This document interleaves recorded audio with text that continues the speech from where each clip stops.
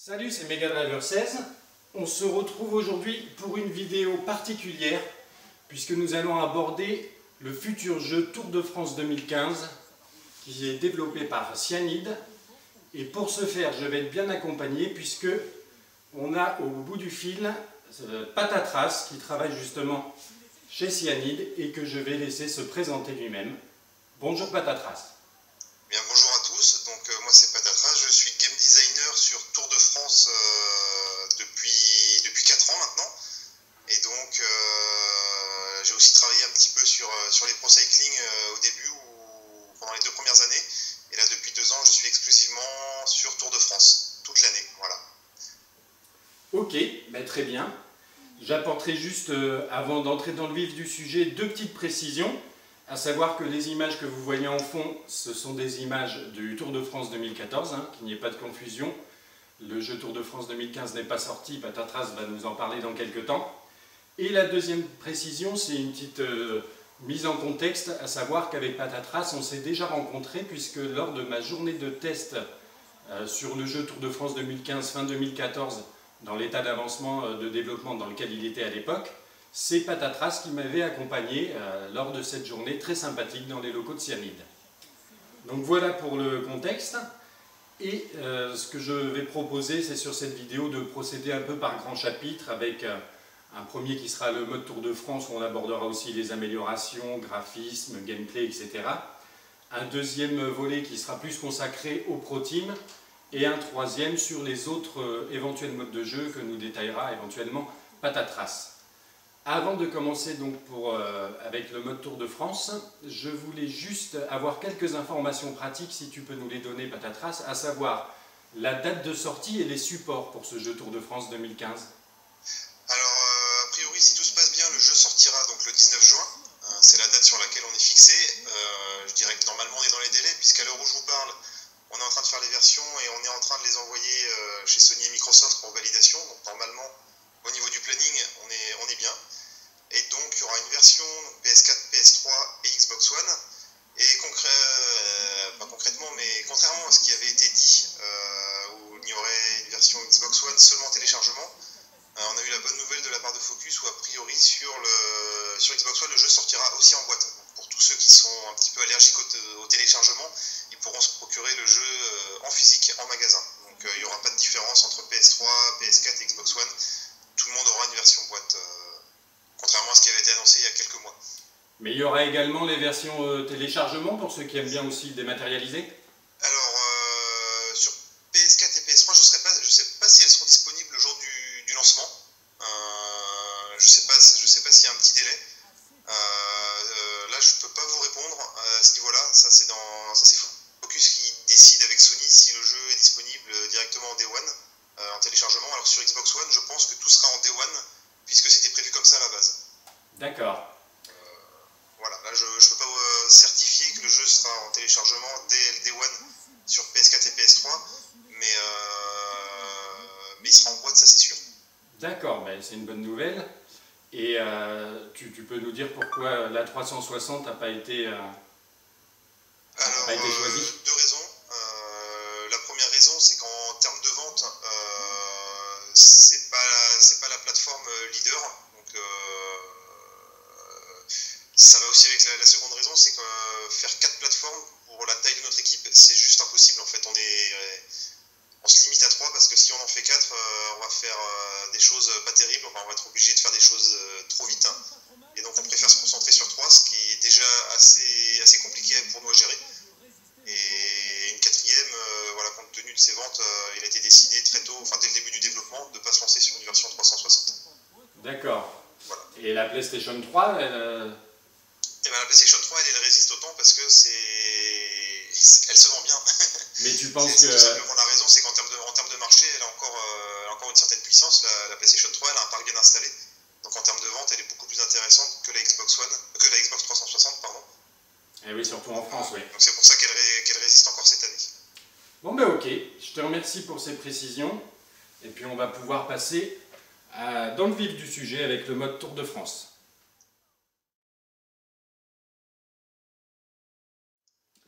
Alors nous allons aborder le mode Tour de France qui constitue a priori encore un mode très important, le mode classique entre guillemets de ce jeu, et on abordera aussi lors de ce chapitre sur le mode Tour de France les aspects, comme je disais, amélioration et potentielles nouveautés en termes de graphisme, d'intelligence artificielle, de gameplay, etc.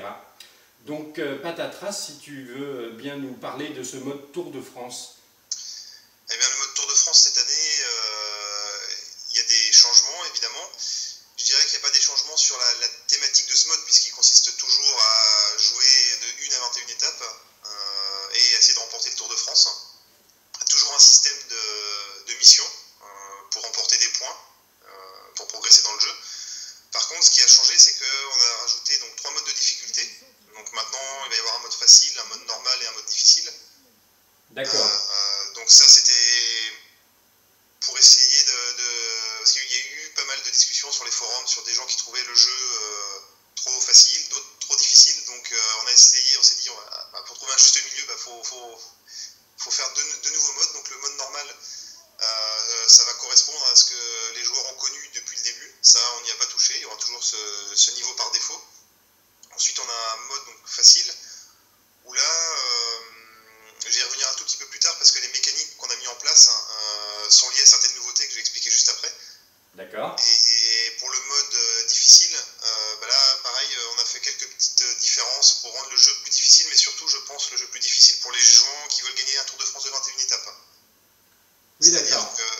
qu'on s'est vraiment basé pour ceux qui veulent l'expérience la plus, comment dire, la plus plus réaliste. proche de la réalité. C'est-à-dire que le but du mode difficile, c'est pas qu'il soit impossible, mais c'est que de gagner avec des coureurs plus faibles devienne impossible. D'accord, ouais. C'est plus dans cet objectif-là, pour ceux qui recherchent vraiment des classements beaucoup plus réalistes, le mode difficile est pensé pour ça. Mais tu m'avais parlé d'ailleurs de, je crois, il me semble que tu m'avais parlé de l'utilisation des ravitaillements par les équipes adverses. Voilà, en fait, c'est quelque chose que les adversaires ne faisaient pas. Donc là, en mode difficile, ils vont se ravitailler aussi. Donc ce qui fait que l'avantage du joueur sera un petit peu gommé. De la même manière, le joueur en mode normal, il peut se mettre en position aérodynamique. Et là, l'IA le fera de manière aussi optimale que le joueur. Donc ce qui fait que dans les descentes où on pouvait se mettre en position aérodynamique, aller vite et récupérer de l'énergie, l'IA le fera aussi. Donc oui, d'accord. On a gommé en fait les différences qu'il pouvait y avoir avec le joueur. Ce que le joueur était capable de faire, mais pas l'IA. En mode difficile, l'IA le fera aussi. Ah, ok. Donc le jeu est plus difficile, et une des mécaniques aussi qui va rendre l'expérience plus difficile, c'est que cette année on a revu ce qu'on appelle la récupération. Donc c'est l'énergie qu'on redonne entre 2 étapes, Ouais. qui anciennement était très compliqué, pas présenté aux joueurs. Maintenant c'est quelque chose à part entière qu'on montre concrètement aux joueurs. Et en mode difficile, il faudra vraiment bien gérer cet aspect-là, sous peine d'être content de gagner une étape, d'avoir pris 2 minutes, mais le lendemain de le payer très cher en fait, parce que les efforts compteront beaucoup plus. Et tu m'avais parlé que des dans le états mode facile ou dans le mode normal. Tu m'avais parlé des états de forme d'ailleurs, je crois, l'introduction d'états de forme. Donc voilà, ça c'est une nouveauté de l'année. Donc on aura 5 états de forme qui vont de méforme, pas en forme, normale, en forme et forme exceptionnelle. Donc qui vont introduire des différences de performance par rapport à un état normal.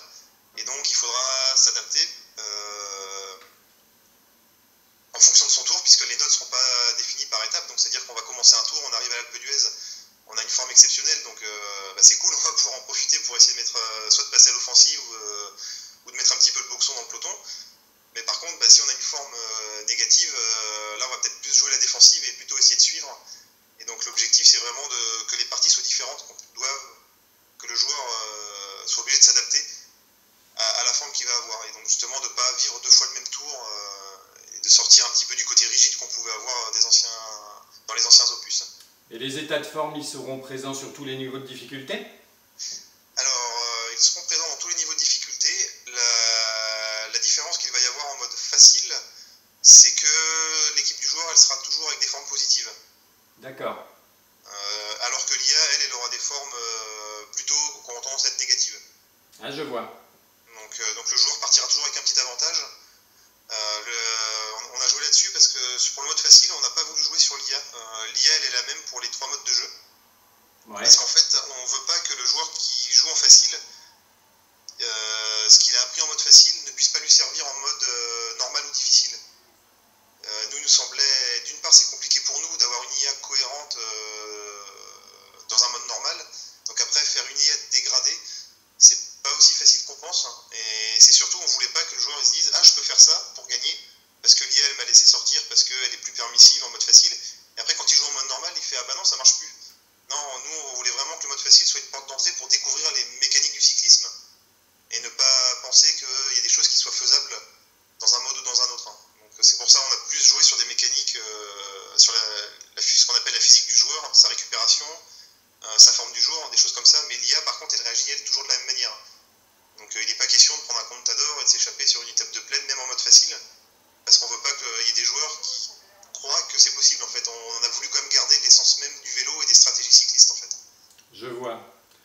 justement, tu évoques les échappées, j'ai pu voir sur les différents forums et le constater puisque je joue depuis l'édition 2012.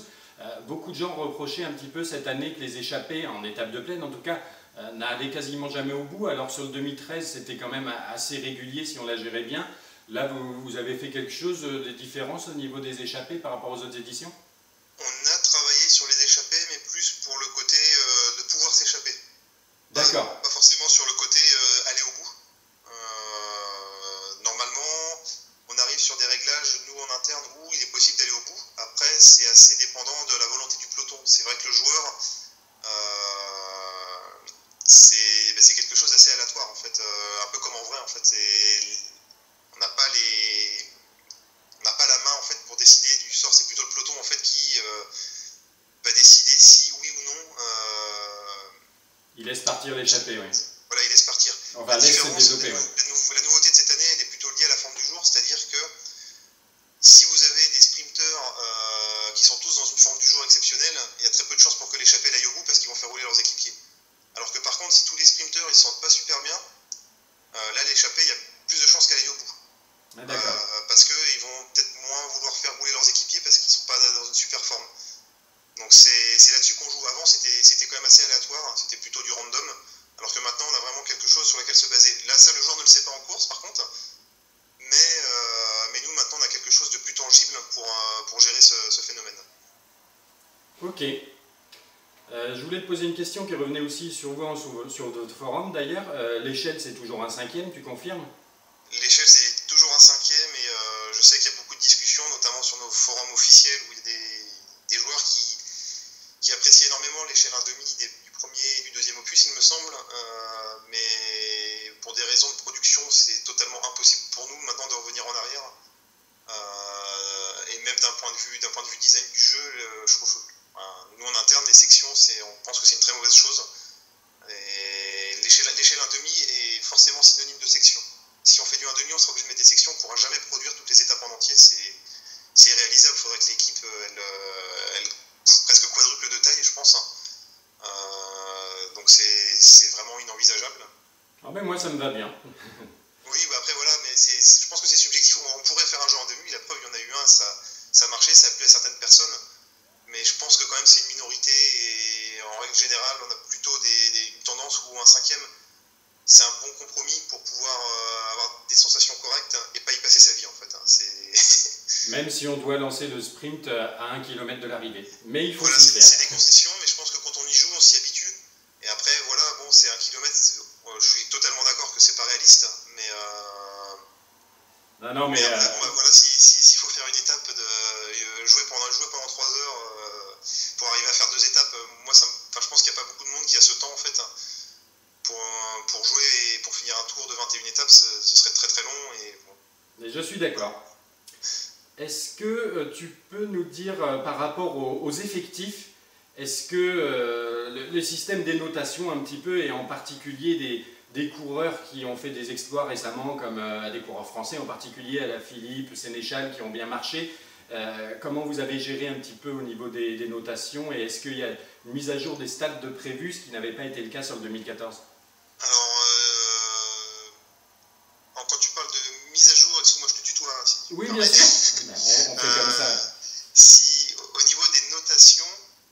Oui, les notations des coureurs, et puis sur les anciens opus, il y avait un DLC qui sortait en courant d'année avec la mise à jour des stats. Le DLC n'a pas été fait l'année dernière. J'ai pas de raison officielle, parce qu'en fait, on pensait le faire, ça s'est pas fait. On est très vite reparti sur le Tour de France 2015. Et justement, sur le 2015, vous avez prévu quoi? On savait qu'on ferait pas de DLC course, ça avait été acté assez tôt.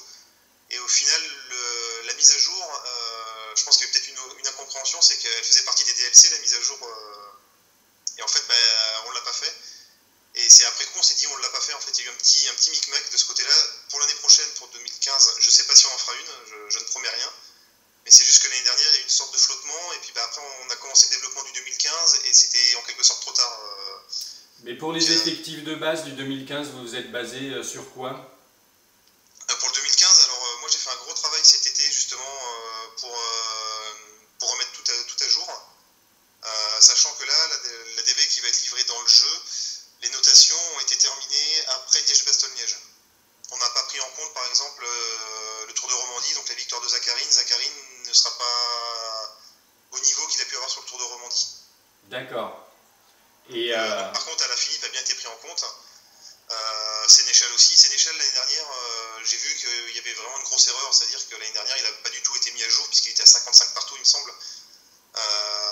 Enfin, dans toutes ses notes, il avait 55, donc ça, c'est typiquement le cas d'un coureur qu'on a oublié, mais à coup de pas. On n'a pas fait le nécessaire sur ce coureur-là. Parce que ce qu'il faut savoir, donc, comment ça fonctionne, c'est on est 3 ou 4 à peu près dans l'équipe, où on discute des coureurs, des notes, et ça se fait avec des gens de Pro Cycling Manager. Et après, nous, on a quelques petites spécificités qui font que Pro Cycling et Tour de France n'ont pas les mêmes notes. C'est que nous, on se base quand même avec l'objectif que c'est les performances des coureurs sur le Tour de France. oui, je vois. Par exemple, Pro Cycling Manager, ils ont un cas concret, par exemple, c'est Nibali est plus fort en pavé, il me semble, dans le Tour de France, par rapport à ce qu'il a fait sur le Tour de France, que dans Pro Cycling Manager, parce que Pro Cycling Manager, on sait que sur Paris-Roubaix, il fera rien, donc il ne faut pas que Nibali non plus se mette à pouvoir gagner Paris-Roubaix, par exemple, sur Pro Cycling Manager. Donc c'est des différences entre les deux jeux. Après, comment est-ce qu'on évalue les coureurs? C'est pas mal à force de simulation, on simule des courses, on voit les résultats, et on voit, tiens, par exemple, à Alaphilippe, pourquoi est-ce qu'il fait des résultats qui sont pas à la hauteur? Peut-être parce que, ah oui, en fait, en vallon, il lui manque peut-être un petit point pour arriver à rivaliser avec les meilleurs, ce genre de choses, en fait. Après, voilà, on regarde les résultats qu'on a, et on essaye de voir ce qui peut être amélioré, ou pourquoi les résultats sont pas forcément comme ceux de la réalité, en fait. Et en ce qui concerne les effectifs des titulaires qu'on aura sur le Tour de France, est-ce qu'on aura la main dessus sur notre équipe, pas seulement notre équipe Alors en fait, comme je disais, comme c'est terminé très tôt, après Liège-Bastogne-Liège, on ne peut pas se baser sur les listes officielles. Donc le parti pris qu'on a eu en interne, c'est de mettre les meilleurs coureurs. D'accord, comme sur Tour de France 2014, à l'exception Voilà. de Quintana, vous saviez depuis le début qu'il n'était pas présent. Disons que ce qui s'est passé sur les anciens Tours de France avant 2014, c'est qu'on terminait le jeu beaucoup plus tard, ce qui provoquait pas mal de problèmes parce qu'on était vraiment dans un gros rush à la fin, donc ça permettait de faire des ajustements par rapport aux autres des équipes qui disaient lui fera pas le tour, un tel et tel, donc on avait une petite marge, mais cette marge-là elle n'existe plus malheureusement pour la DB, mais heureusement pour nous parce que ça nous permet de faire un jeu qui est quand même un peu mieux fini. On essaie d'améliorer tous les ans la finition et tout ce qui est bug, et donc les dates de finition sont maintenant beaucoup plus tôt, et donc la DB elle est arrêtée. Je pense que sur les dernières éditions, avant 2014, la DB on l'a modifiée quasiment jusqu'à la fin presque la fin du Tour d'Italie. Ah oui. Pour donner un ordre d'idée, alors que maintenant on l'arrête après Liège-Bastogne-Liège. Et à quel point on aura la main sur nous-mêmes dans le jeu, modifier les titulaires des équipes? Ah, ce sera que pour notre équipe. Là, on n'a pas changé le fonctionnement. D'accord. Ça n'a pas bougé. Après, je voulais aborder, juste pour finir ce mode de jeu Tour de France, les licences alors des équipes, vous en êtes où? Est-ce qu'on aura de bonnes surprises du genre la BMC en rouge, etc. Eh bien, je vais pas faire de fausses joies. Il n'y a pas de surprise spéciale, sauf une qui est plutôt mauvaise, puisqu'il y a une équipe où on n'a pas réussi à avoir la licence. Il s'agit de Robcar. On n'a pas eu de réponse, tout simplement. C'est-à-dire qu'au niveau processus, on a la licence avec la IGCP, c'est eux qui gèrent en partie pour faire simple, qui gèrent les droits des équipes. On traite avec eux pour pouvoir utiliser les équipes, et après on doit traiter avec chaque équipe. D'accord. BMC c'est simple, on leur envoie le même formulaire qu'à toutes les équipes pour savoir si on peut utiliser leur maillot, leur nom et le nom des coureurs. On n'a pas de réponse, ils ne nous répondent même pas. Et cette année, on a le même cas avec Europcar où on n'a pas eu de réponse du tout. Donc quand on n'a pas de réponse, on peut pas utiliser. Donc là, le seul espoir qu'on ait, c'est que Europcar nous réponde dans les semaines qui viennent, et on essaiera de faire quelque chose pour remettre le maillot et tout, parce qu'après, comme je disais, comme aujourd'hui même, on est en train de faire les masters, donc les versions finales du jeu, c'est un peu compliqué de revenir en arrière. Mais comme c'est des choses qui nous tiennent vraiment à cœur, si vraiment pour une équipe, je pense qu'on essaierait de faire le maximum pour rechanger les données. Mais là, à l'heure actuelle, c'est pour nous, en interne, la mauvaise nouvelle. On a vraiment attendu le dernier moment. On les a enlevés du jeu hier. Jusqu'à hier, on espérait une réponse. On espérait, ils nous ont toujours répondu. Cette année, ils nous ont pas répondu. Je ne sais pas pourquoi. On n'arrive pas à avoir de contact. On les a contactés par mail, par téléphone, par fax. On n'y arrive pas. Donc, voilà. Je sais que nous, on est déçus. Je sais que les joueurs vont être déçus. Mais en l'état actuel des choses, ils seront présents quand même comme la BMC, avec un maillot fictif? Voilà, de la même manière, par contre, il y aura une équipe et on pourra renommer les coureurs. Pour ceux qui veulent renommer les coureurs et avoir les vrais noms, ils peuvent renommer les coureurs. Ok. Mais oui, non, on est hyper déçus. Disons que ça fait très longtemps qu'on travaille avec eux, on n'a jamais eu de soucis comme ça. Alors après, ils ont peut-être des problèmes en interne, je leur jette pas la pierre, peut-être qu'ils ont des raisons de leur côté, mais autant BMC, on va dire, ils nous snobent, ça on le sait depuis longtemps en fait, mais Europcar, c'est très étonnant de leur part, donc voilà, c'est à suivre. Un petit peu le petit souci. D'accord. À suivre, voilà. Donc, et s'ils nous entendent, répondez-nous vite, on pourra peut-être faire quelque chose. D'accord, à bon entendeur, effectivement.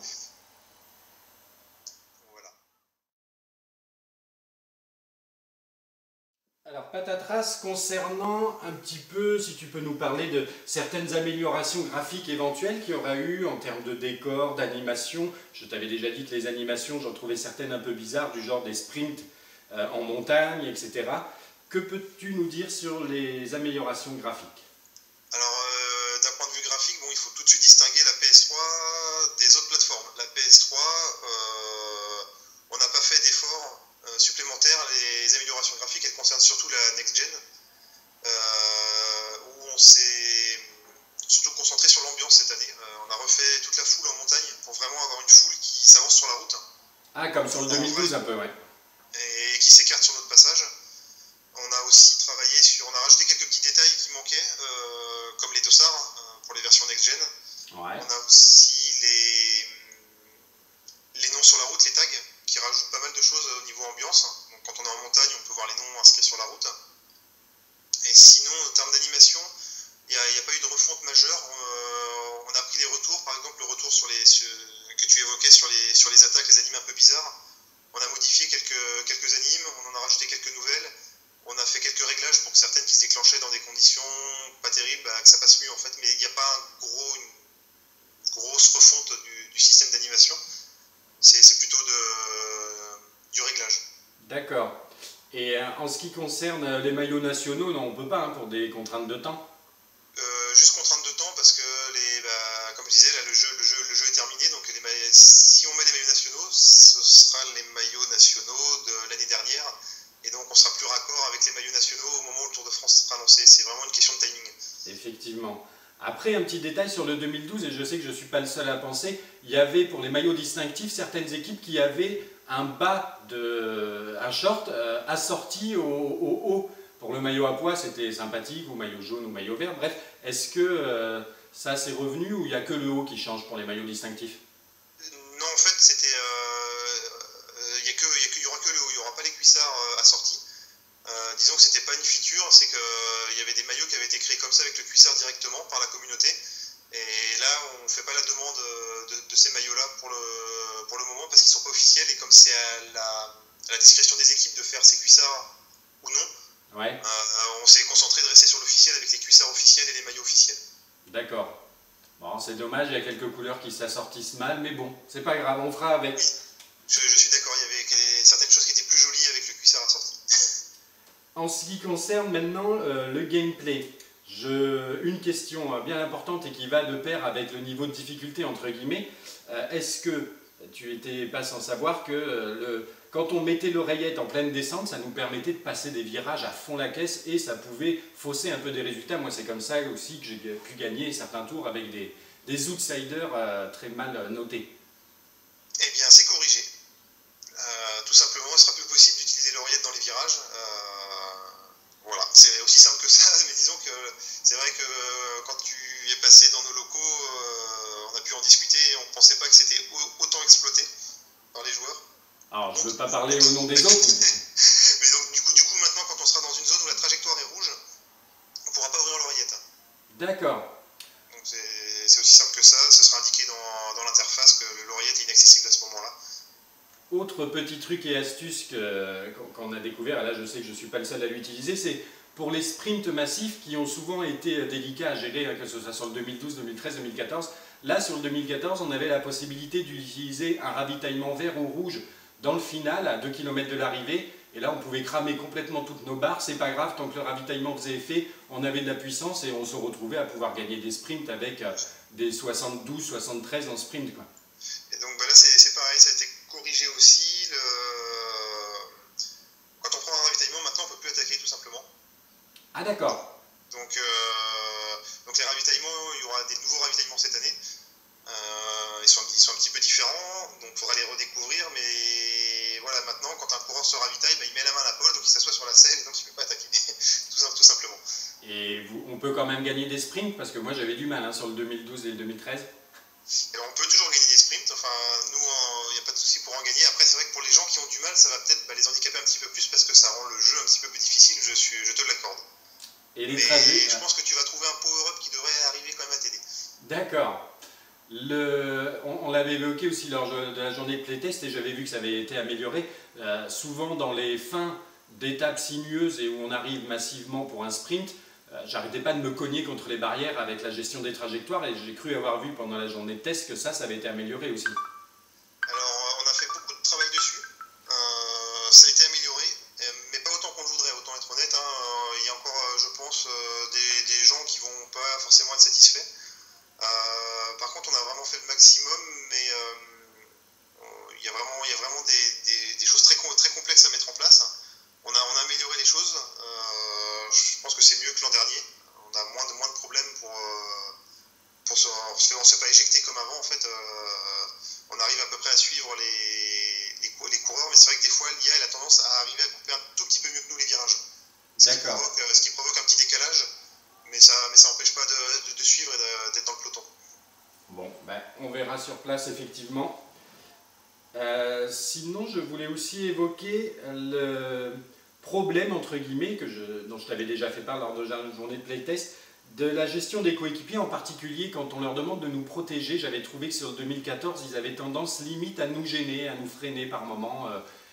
Qu'avez-vous pu faire sur ce point-là? Eh bien ça, on a bien entendu ta requête, mais par contre on n'a pas réussi à le corriger, parce que tout simplement c'est un problème beaucoup plus profond de placement de coureurs. Comment faire simple? C'est-à-dire que le placement des coureurs dans le peloton, il est régi par certaines règles, et toucher à ça, ça pose pas mal de soucis, parce que le placement, c'est quelque chose d'important dans le vélo, et dès qu'on touche à ça, sur les coureurs qui remontent et les coureurs qui laissent passer, eh bien ça provoque des bugs des fois beaucoup plus profonds. Et donc là, je dirais que c'est un problème qu'il faut qu'on aborde dès le début du développement du prochain. Quand tu nous as fait ces retours-là lors du playtest, c'était déjà un poil tard en fait, et on n'a pas pu faire de grands changements. Et donc au final non, on n'a pas fait de grands changements, on n'a rien fait du tout, puisque ça remettait en cause beaucoup de choses, on n'avait pas les délais nécessaires pour être sûr que ça marche. Mais c'est dans les cartons. C'est dans les cartons, enfin, le truc est bien noté, enfin, ça y a pas de souci, et je le reconnais, moi même quand j'utilise la protection, quand je joue, des fois, et je me dis, mais j'aimerais bien que tu te pousses, mais voilà, c'est pas si simple que ça à corriger, toutes ces questions de placement, voilà, c'est vraiment pas évident. Je comprends. Et justement, pour ce qu'on parlait de la protection, est-ce que tu peux nous parler un petit peu de la gestion de l'oreillette sur cette édition 2015? La gestion de l'oreillette n'a pas du tout été une priorité cette année. On n'a pas fait de changement. Ce sera les mêmes ordres, le même fonctionnement avec une oreillette circulaire. D'un point de vue ergonomique, le focus qu'on a eu a plutôt été sur ressortir les informations pour le joueur. C'est-à-dire qu'on a mis en place une nouvelle interface qu'on appelle, en français on l'a appelé course info, qui permet d'avoir qui est échappé, qui prend des relais, quelle est la position de ce coureur-là au classement général. On trouvait que c'était des fois difficile de prendre des décisions parce qu'on avait du mal à aller trouver l'information, ou alors il fallait se souvenir du classement au départ, c'était un petit peu compliqué. Donc là, on a plus travaillé là-dessus cette année pour que le joueur, à tout moment, il puisse avoir dans l'échappée, le plus dangereux c'est lui, pour le maillot à pois, pour le maillot vert, pour le maillot jaune. Toutes ces informations-là qui étaient un petit peu diffuses ou pas disponibles avant, maintenant on les a en permanence. Et on a plus travaillé sur ce côté-là, et on peut l'utiliser en même temps que la Teamcom, mais on peut ouvrir la Teamcom la course, dans un moment de calme, on ouvre la Teamcom, on peut analyser le classement et voir ce qui se passe et savoir si on doit rouler, attaquer ou pas. Eh bien ok, mais effectivement j'avais pu le constater de visu lors de la journée de playtest. Et du coup, on a rajouté aussi les distances au sprint intermédiaire. D'accord, et justement. Donc on les a pas rajoutés l'année dernière, il y a eu un bug a priori qui touchait la version PlayStation 4 où on est passé à travers, on n'a toujours pas trouvé pourquoi. C'était vraiment un bug pur et dur et c'était pas une feature de l'avoir enlevé, c'était vraiment un bug qui nous a échappé. Et on se pose encore la question de comment il nous a échappé puisqu'il est tellement visible que voilà. Ouais, je me rappelle. Eh bien, justement, dernier point sur ce mode de jeu classique du Tour de France, est-ce que ça va plus batailler, on en avait déjà parlé, pour le classement grimpeur et le classement maillot vert, les sprints intermédiaires Alors là, sur le classement maillot vert, on a travaillé sur le fait qu'il soit impossible maintenant d'attaquer avant un sprint intermédiaire pour aller choper les points avant les sprinteurs. Ouais. Pour rendre le classement plus cohérent. On a travaillé aussi pas mal sur le classement de la montagne pour que les coureurs qui sont intéressés par le classement, ils tentent de s'échapper et de prendre la bonne sur l'étape de montagne. On est super satisfait du résultat. Par contre, avec le Tour de France 2015, le parcours officiel du Tour de France 2015, ça devient très difficile quand même pour un non-favori de gagner le maillot à points. On s'est rendu compte que la répartition des points du Tour de France fait que, avec les points doublés aux arrivées au sommet, les favoris, comme ils se battent pour le maillot jaune, en général, ils laissent très peu d'opportunités aux baroudeurs d'aller au bout. Et donc, c'est vraiment, vraiment costaud d'aller chercher le maillot à pois cette année. D'accord. Eh bien, on va voir ça, je suis impatient. Enfin, costaud d'aller le chercher avec un baroudeur, quoi. Je vois.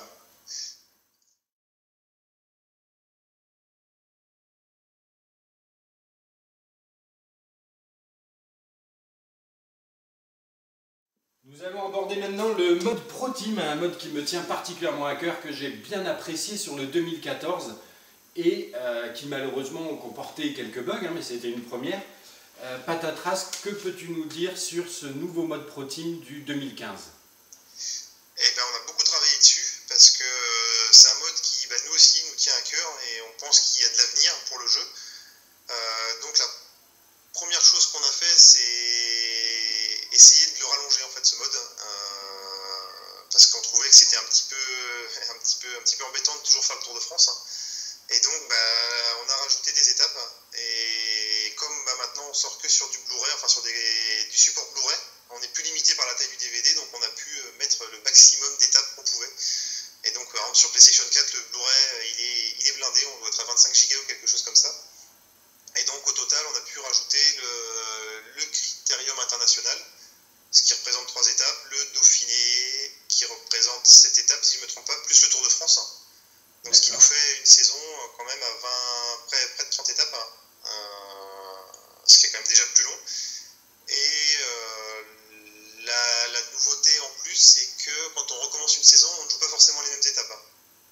Donc alors là, je vais essayer d'être clair, c'est que quand on joue sa première saison, on va dire on fait l'étape 1 du Critérium. Et par contre, quand on va jouer la deuxième saison, comme on a déjà joué l'étape 1 du Critérium, on jouera une variante.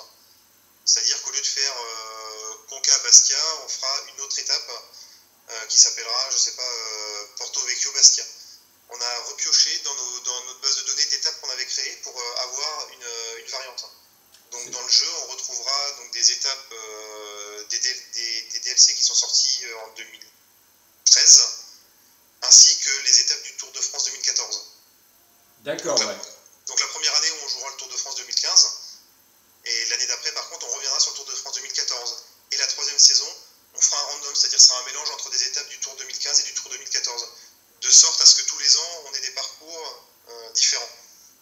D'accord. Pour que à chaque saison, c'est pour varier un peu les plaisirs, pour faire en sorte que les Tours de France soient pas tout le temps les mêmes. Et donc ce qui se produit, que des fois, il y aura des Tours de France qui seront un peu plus montagneux ou des fois un peu plus plats. Ça dépendra du random en fait. Il y a une chance sur 2 pour qu'une étape sorte. Et donc, par exemple, ce qui peut arriver, c'est qu'il y ait 2 étapes de pavés, l'une après l'autre. C'est quelque chose qui n'est pas censé arriver en vrai, enfin que le Tour de France n'a jamais fait, mais qui pourrait arriver en jeu. Donc ça c'est juste de l'aléatoire. Ça, on ne le maîtrise pas. À chaque saison, on fait un nouveau calendrier. Et donc ça, je pense qu'il y aura des trucs sympas qu'on voit pas forcément en vrai et qui pourront renouveler l'expérience à chaque saison. Si je récapitule, si j'ai bien compris, pour le Pro Team, une saison sera constituée d'une part du Critérium international, d'autre part du Dauphiné et également en troisième course du Tour de France. Voilà, c'est ça, mais ça se mérite. Parce que quand vous allez commencer la première saison, vous participez au Critérium international, mais par contre, si les résultats ne sont pas suffisants, vous ne serez pas invité au Dauphiné. D'accord. Ouais. Ça veut dire qu'il faudra refaire le Critérium, faire des meilleurs résultats, soit en étant meilleur, soit en ayant acheté des coureurs un peu meilleurs aussi. Et donc là, si dans le Critérium on arrive à faire des bons résultats, on est invité au Dauphiné. Si on fait des bons résultats au Dauphiné, on est invité au Tour de France. Et une fois que les courses sont débloquées, elles sont débloquées tout le temps en fait. C'est juste pour s'assurer qu'on n'arrive pas aussi sur le Tour de France avec une équipe trop faible. Et de faire 21 étapes et être lâché toutes les étapes, c'était pas forcément très fun au début. Donc on s'est dit, voilà, on va mettre une petite mécanique en place pour faire en sorte que le joueur il arrive sur le Tour de France avec une équipe où il peut quand même faire des échappées quand même. Faut quand même qu'on puisse se faire plaisir et pas tout le temps subir la course. Est-ce qu'il y aura les niveaux de difficulté pour ce Pro Team? De la même manière, il y aura les niveaux de difficulté. En facile, on part avec une équipe qui est un petit peu meilleure de base. Et après, les mécaniques sont les mêmes pour la forme du jour. Pour la récupération, c'est comme pour le mode Tour de France. Et justement, tu parles des équipes. L'année dernière avait été plus ou moins reproché. Les doublons, quand on achetait quelqu'un dans une équipe, ils ne disparaissaient pas de l'effectif. Oui, tout à fait. Ça s'est corrigé maintenant quand on va acheter au hasard. J'ai que des coureurs dont on n'a pas la licence qui me viennent en tête. Quand on va acheter Contador, lui on a la licence, eh bien il disparaît de Saxo et il est dans notre équipe et il n'y a pas un deuxième Contador face à nous. D'accord. Et justement, si on pouvait nommer ça un petit peu un bug entre guillemets, mais bien que ce soit un choix, je crois, l'année dernière, même si vous êtes revenu dessus, concernant d'autres bugs qu'on avait pu constater, du genre le Pro Team sur certaines saisons nous proposait des objectifs irréalisables, par exemple d'avoir avec deux coureurs différents le maillot à pois, ce genre de choses. Vous avez pu revoir un petit peu ces bugs d'objectifs? Alors, oui, on les a complètement revus puisqu'on a supprimé ce système d'objectifs. Là, pour gagner de l'argent, ça va se faire avec une grille de prix, comme une course classique. Au début de chaque épreuve, on vous présente la grille de prix. Par exemple, le critérium, alors les chiffres sont fictifs, hein, je ne les ai plus en tête. Gagner le général, on gagne 10 000 euros jusqu'à la 10e place. Gagner une étape, c'est 5 000 euros. Et les classements annexes, c'est 5 000 euros aussi peut-être. Et après, sur le Dauphiné, les gains sont plus importants, sur le Tour de France aussi. Et c'est juste en faisant du résultat. Il n'y a pas d'objectif lié à des coureurs. D'accord. Et en termes d'effectifs, justement, comme on parle du Dauphiné et du Critérium, j'avais vu une question qui était pertinente à ce propos-là. Les équipes seront les mêmes que... Est-ce qu'il y aura des équipes supplémentaires pour ces courses-là, comme dans la réalité? Non, on est toujours avec les mêmes équipes du Tour de France. La différence, en revanche, c'est que quand on fait le Critérium, on ne va pas se battre contre Contador, parce que Contador, le Critérium, en règle générale, il ne le fait pas. Je ne sais même pas s'il a déjà participé au Critérium international. Donc on va avoir des équipes plus faibles sur le Critérium. Par contre, quand on va arriver sur le Dauphiné, là, on va commencer à avoir quelques leaders. Et sur le Tour de France, on aura les meilleurs coureurs qui seront présents. Et toujours pas de classique, hein, tu viens de répondre à la question. Toujours pas. Je sais que beaucoup de joueurs les demandent. Pour l'instant, pas de classique parce que ça cadre mal pour l'instant avec ce qu'est le jeu, avec ce qu'est notre IA, puisque c'est le jeu avant tout pensé pour de la course par étape.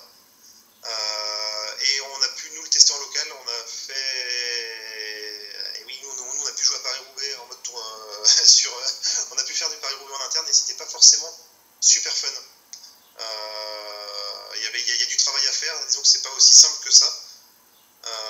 Le principal problème, c'est que par exemple, Paris-Roubaix fait 250 km et il n'y a que 50 km d'intéressant et que ça se passe toujours un petit peu de la même manière. Donc, à moins de prendre un Tom Boonen ou un Fabien Cancellara, la course se déroule toujours de la même manière et au final, c'était assez lassant. Donc, on trouve que les courses par étapes, il y a beaucoup plus de rebondissements et des objectifs à long terme. Et donc, pour l'instant, on met le focus sur les courses à étapes.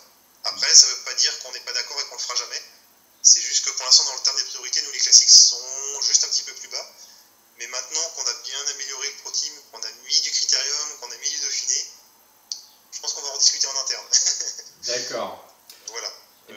justement, vu que les saisons se sont étoffées de 2 courses supplémentaires, est-ce que vous auriez mis en place une sorte de l'équivalent d'un classement UCI sur ces saisons?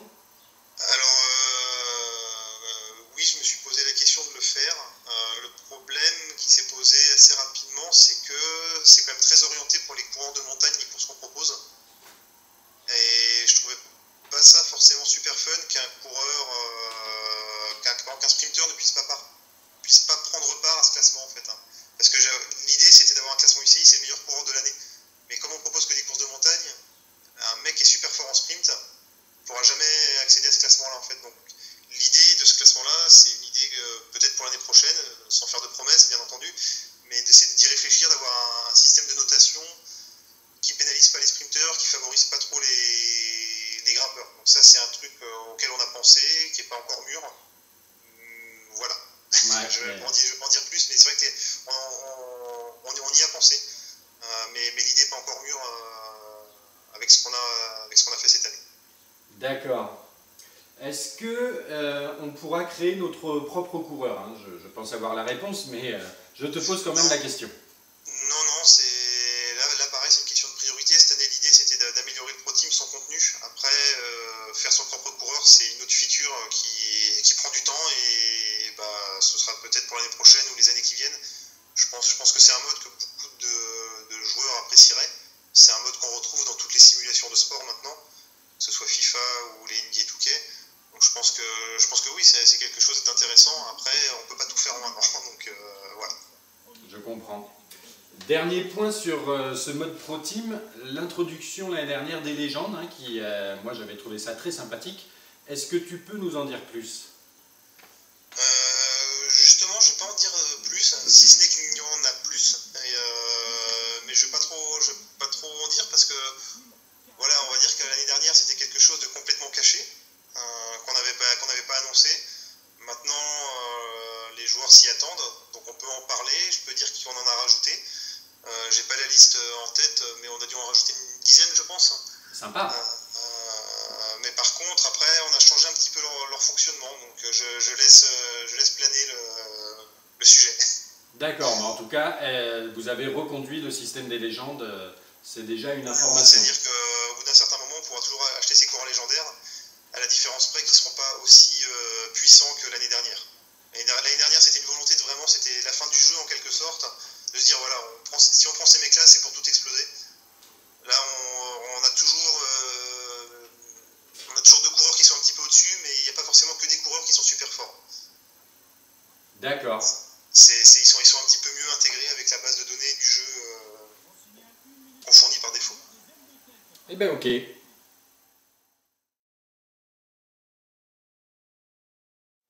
Nous allons passer maintenant aux autres modes de jeu après le mode classique du Tour de France et le Pro Team qu'on vient d'évoquer. Patatras, est-ce qu'il y a d'autres modes de jeu dans le Tour de France 2015? Alors oui, cette année, on a mis un nouveau mode de jeu qui s'appelle Descente. C'est un petit mode de jeu pour pas se prendre la tête en fait. C'est-à-dire que c'est des parties courtes, ça dure 3-4 minutes maximum, où ça consiste à descendre des cols le plus rapidement possible. Alors, on s'est rendu compte que les descentes de cols, c'était quelque chose au final quand même d'assez technique. Pour preuve, il y a beaucoup de gens apparemment qui utilisaient le cheat de la Teamcom, de l'oreillette, pour prendre les virages. Donc on s'est dit que ça pouvait être sympa justement d'avoir un mode spécial pour s'entraîner là-dessus. Donc au final, il y a 10 descentes et qui sont de plus en plus difficiles. Et le but du jeu, c'est de faire le meilleur temps. Donc c'est très simple. C'est quelque chose qu'on avait commencé à expérimenter à l'été 2013 et que nous on trouvait sympa en interne, essayer de faire le meilleur temps. On trouvait ça sympa, donc là on s'est dit bon, on peut le proposer aux joueurs, je pense, ça peut être un truc qui peut permettre de jouer sur une petite partie de 10 minutes quand on n'a pas forcément le temps de faire une grande course. Voilà, donc vous pourrez découvrir ça, c'est tout nouveau pour cette année et vous pourrez tenter de battre les records. Et donc c'est une sorte d'entraînement à la descente, il y aura un classement associé? Alors, je vais répondre en même temps à une autre question, c'est qu'il n'y a pas de online cette année dans le jeu, donc non, il n'y a pas de classement associé. Donc là, pour l'instant, il faudra pour partager les scores, à l'ancienne, prendre des photos, entre guillemets, de son écran, et se les partager sur les forums, mais on n'a pas mis de leaderboard associé au mode descente. Ah ouais, mais d'un autre côté, même s'il n'y a pas de online, on avait sur les éditions précédentes les classements de ceux qui gagnaient le plus de tours de 21 étapes, les meilleurs temps réalisés en chrono, etc. Alors ça, ils sont disponibles sur Xbox One, on les retrouvera via ce qu'ils appellent les Eurostats. C'est un système qui est mis en place par Microsoft qui permet de savoir combien de Tours de France ont été gagnés. Je sais plus, il y a différentes choses encore, je sais plus tout en tête. Mais ça, c'est disponible pour Xbox One. Par contre, sur la version PlayStation, on a enlevé les leaderboards pour deux raisons. C'est que ça nous posait beaucoup de problèmes pour la sortie du jeu parce pour la validation des leaderboards, c'est quelque chose qui prend pas mal de ressources, qui nous paraissait pas être un mode à nos yeux, qui nous paraissait pas être le cœur du jeu. Et donc on a préféré ne pas le remettre cette année. Sachant qu'on a découvert aussi quelque chose, c'est que les leaderboards entre différentes plateformes, notamment par exemple pour les temps des chronos, ne sont pas forcément comparables. Comparer le temps d'un chrono sur PS4 et le temps d'un chrono sur PS3, il y a des différences. Et donc on s'est dit qu'à partir du moment où c'est pas comparable entre plateformes, c'était quand même assez embêtant. Donc là, cette année, on a préféré s'en séparer pour essayer d'y repenser d'une manière différente pour l'année prochaine. D'accord. Alors maintenant que tu as abordé ce mode défi descente, est-ce qu'il y aura d'autres modes? On retrouvera les modes habituels multijoueurs en local, donc en écran splitté, que ce soit en coopération ou en versus, ça, on les a gardés. On aura aussi un déchauffement, comme l'année dernière, qui permettra de prendre le jeu en main. Donc pour les gens qui connaissent, forcément ça n'aura pas un grand intérêt. Par contre, pour ceux qui découvrent, qui veulent avoir quelques petits conseils comme ça avant de commencer la première partie, bon, c'est toujours mieux, ça prend à peine 10 minutes, mais au moins on peut partir dans son premier Tour de France sans découvrir des choses au fur et à mesure. Oui, c'était le mode qui permettait de reconnaître certaines portions d'étapes. Non, ça c'est l'échauffement, c'est un mode en 10 minutes qui permet de... Ah, le tutoriel? D'apprendre des contrôles, c'est le tutoriel, voilà, oui, exactement. D'accord. Et il est toujours présent. Bon, c'est pas vraiment un mode de jeu, c'est vraiment pour les gens qui découvrent, hein. On est d'accord, hein. Les gens vont pas s'amuser à faire du tutoriel plusieurs fois. Et sinon, il y aura toujours donc l'éditeur de nom aussi, pour pouvoir renommer les coureurs. Sachant donc justement cette année dans l'éditeur de nom, il y a deux petites nouveautés. On peut renommer les coureurs légendaires et on peut renommer l'équipe par défaut du mode Pro Team.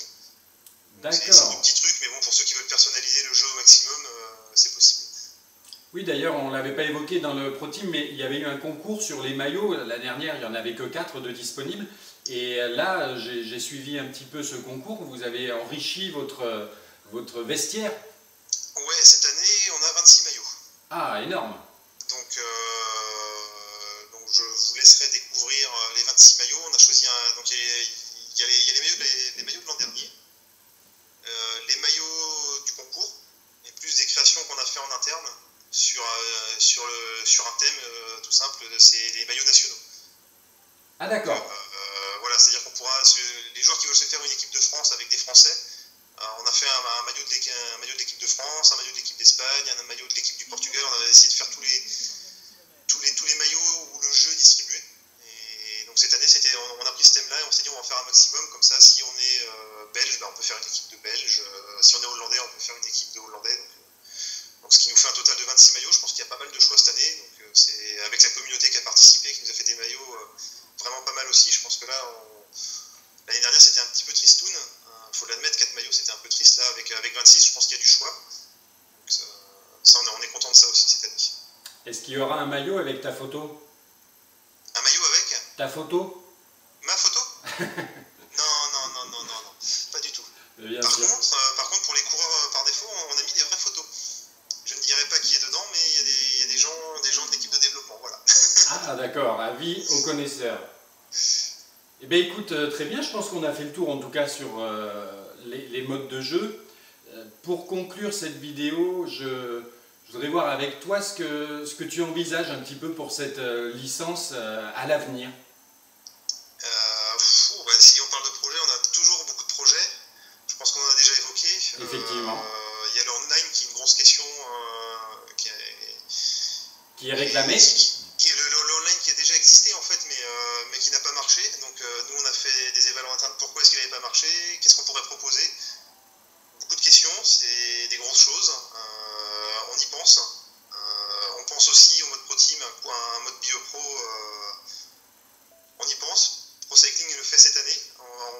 comment ça va être accueilli par les joueurs, comment est-ce qu'on peut faire du bio-pro dans un jeu de vélo. C'est quoi? C'est créer son coureur et le faire évoluer tout simplement. Ah oui, ce qu'on a évoqué, oui, d'accord. Voilà, on l'a évoqué, cette année ça va être dans PCM.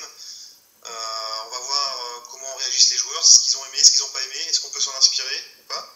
Je pense qu'ils ont, on va dire qu'ils défrichent un petit peu le passage pour nous, pour les années à venir, pour ce mode-là. Il y a ça, moi il y a quelque chose aussi là, qui m'embête un tout petit peu avec le jeu de cette année, c'est qu'on a proposé beaucoup plus de courses, mais ça s'adresse aux gens qui vont jouer au Pro Team. Pour les autres, ils n'ont pas forcément accès à ces courses-là s'ils ne jouent pas en Pro Team. Donc j'aimerais que tout le monde puisse jouer au Critérium, au Dauphiné sans forcément lancer un Pro Team. Donc ça va être une question aussi qui me tient à cœur en fait, qui est pas que les joueurs soient pas segmentés entre je joue au Tour de France ou je joue au Pro Team. Mais oui, mais en Tour de France j'ai moins de choses qu'en Pro Team. C'est des questions aussi qui ont émergé au fil de cette année. Donc on essaiera, je pense, de trouver des réponses l'année prochaine.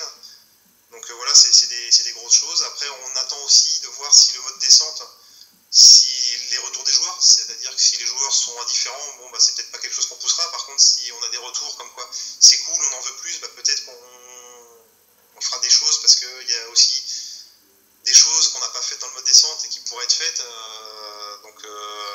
Voilà, ça va dépendre. On va scruter scrupuleusement, c'est un petit peu bizarre comme expression, mais on va bien regarder ce qui se dit sur les forums. Parce que contrairement à ce que des fois on lit, on écoute ce que dit la communauté au maximum. Voilà, l'ajout du contenu dans le Pro Team, c'est la communauté qui l'a énormément demandé, donc on a fait l'effort cette année. Tous les petits bugs qui ne plaisaient pas en Pro Team, on les a aussi corrigés parce que c'était pas forcément des bugs, des fois c'était des volontés de notre part, on s'est trompé, on les corrige parce que la communauté, et on voit que les joueurs ils aiment pas, donc on écoute. Et donc là, pour ce qui va se passer pour l'avenir, ça va aussi énormément dépendre des retours des joueurs. Donc on a des idées, et après la priorité elle sera principalement mise en fonction des retours qu'on a en fait. C'est-à-dire que si on nous dit que le mode descente ça nous plaît pas, on le mettra tout en bas de notre pile de priorité. Si on nous dit c'est cool, on le mettra en haut, et voilà, c'est comme ça qu'on fonctionne en fait. On a nos idées et après on les traite. La priorité est mise en fonction des retours des joueurs principalement. Je vois. Et puis pour l'avoir évoqué tous les deux, tu sais que moi, ce que j'apprécie particulièrement, c'est plus de contenu, et ça va dans le bon sens avec les courses que vous avez rajoutées. Après, chacun a des envies différentes, mais tu connais les miennes en tout cas. Oui, Après le contenu, là, on a essayé de blinder cette année. Après, la taille du master, elle commence à être. On s'est né sur du 25 gigas pour le jeu, ça commence à faire beaucoup. Donc, le Blu-ray, simple couche, il est plein là. Va falloir qu'on trouve de la place. C'est pas impossible, mais il va falloir qu'on en trouve si on veut rajouter des classiques ou rajouter d'autres courses. Sachant que l'autre. Un petit point de détail, parce que c'est aussi débattu sur les forums, c'est quelles courses on peut ajouter. Nous, on est dans l'optique de travailler d'un partenariat avec ASO, donc c'est forcément des courses ASO. Oui, donc on oublie le Giro et la Vuelta. Autant se le dire, c'est vrai qu'il y a des courses qui sont sympas, qui ne sont pas ASO, mais un Tour d'Italie, on n'a pas la licence, on ne pourra pas l'exploiter. On pourrait mettre un faux nom, mais je pense qu'ASO, ils regardent quand même ce qu'on fait, ils ont à cœur qu'on respecte leur licence, que ce soit le Tour de France, et je pense que si on leur met un concurrent qui s'appelle pas Giro d'Italia, mais qui ressemble fortement au Tour d'Italie, avec un maillot rose ou des choses comme ça, je pense que ça passera pas. Et même si on met un maillot jaune, il y a des grands tours, ils sont pas fous. Des grands tours, il n'y en a que 3, si on en rajoute un, ils le verront très vite. D'où la petite confusion. Moi, je sais que ça me plaît pas trop. Vous avez pris un parti pris, même dans vos sites, de mettre que Tour de France était la version PC de Pro Cycling Manager. Moi, je sais que ça me contrarie un petit peu, parce que de fait, on peut s'attendre à avoir le même contenu, et sur PCM, on a toute une saison avec les grands tours, etc. Je suis complètement d'accord. Là, c'est des questions marketing qui échappent aux développeurs. Qui mériteraient un débat à part entière. Mais là, en tout cas, je pense qu'on a bien fait le tour sur justement le jeu Tour de France 2015 à venir normalement, donc le 19 juin. Sur ce, je vais grandement te remercier, Patatras. C'était vraiment très sympa comme échange. Eh bien, c'est moi qui te remercie. Ça fait plaisir de pouvoir parler aux joueurs. Donc, merci à toi.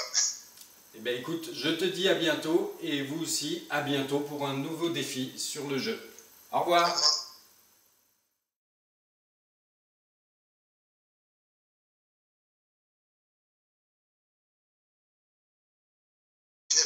on n'a pas fait de grands changements, on n'a rien fait du tout, puisque ça remettait en cause beaucoup de choses, on n'avait pas les délais nécessaires pour être sûr que ça marche. Mais c'est dans les cartons.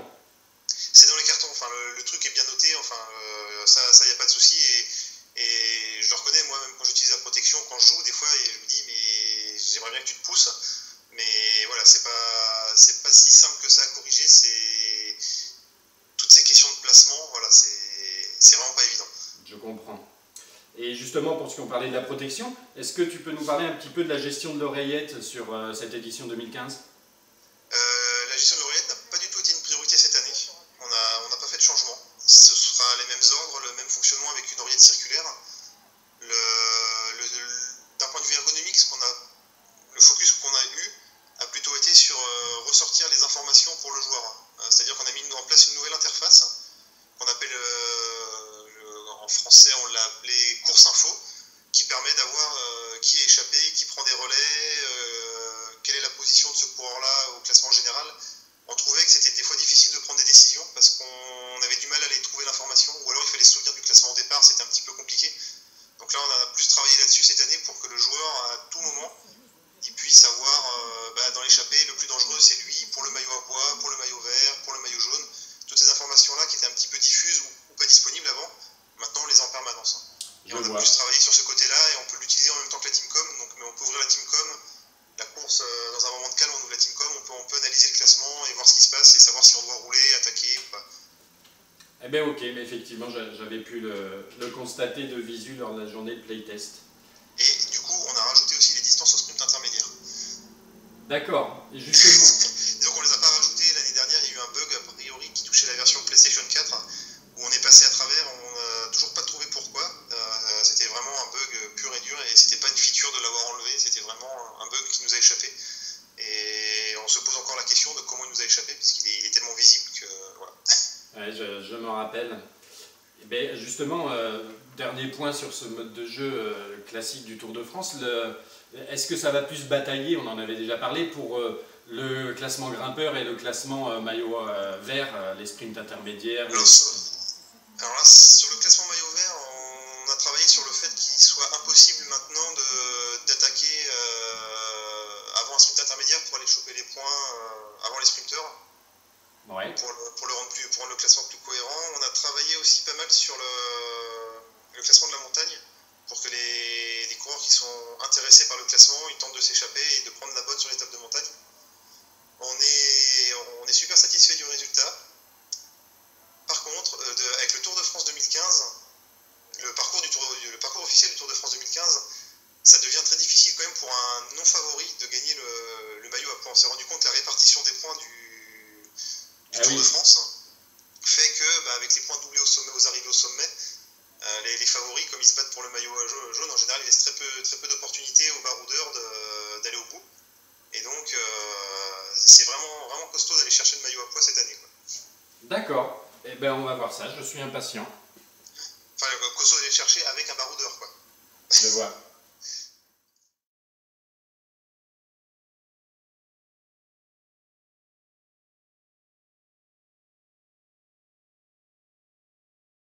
Nous allons aborder maintenant le mode Pro Team, un mode qui me tient particulièrement à cœur, que j'ai bien apprécié sur le 2014 et qui malheureusement comportait quelques bugs, mais c'était une première. Patatras, que peux-tu nous dire sur ce nouveau mode Pro Team du 2015 ? Eh bien, on a beaucoup travaillé dessus parce que c'est un mode qui, nous aussi, nous tient à cœur et on pense qu'il y a de l'avenir pour le jeu. Donc la première chose qu'on a fait, c'est essayer de le rallonger en fait ce mode, parce qu'on trouvait que c'était un petit peu embêtant de toujours faire le Tour de France. Et donc on a rajouté des étapes et comme maintenant on sort que sur du Blu-ray, enfin sur du support Blu-ray, on n'est plus limité par la taille du DVD, donc on a pu mettre le maximum d'étapes qu'on pouvait. Et donc par exemple sur PlayStation 4, le Blu-ray il est blindé, on doit être à 25 Go ou quelque chose comme ça. Et donc au total on a pu rajouter le Critérium international, ce qui représente 3 étapes, le Dauphiné qui représente 7 étapes si je ne me trompe pas, plus le Tour de France. Donc ce qui nous fait une saison quand même à près de 30 étapes, ce qui est quand même déjà plus long. Et la nouveauté en plus, c'est que quand on recommence une saison, on ne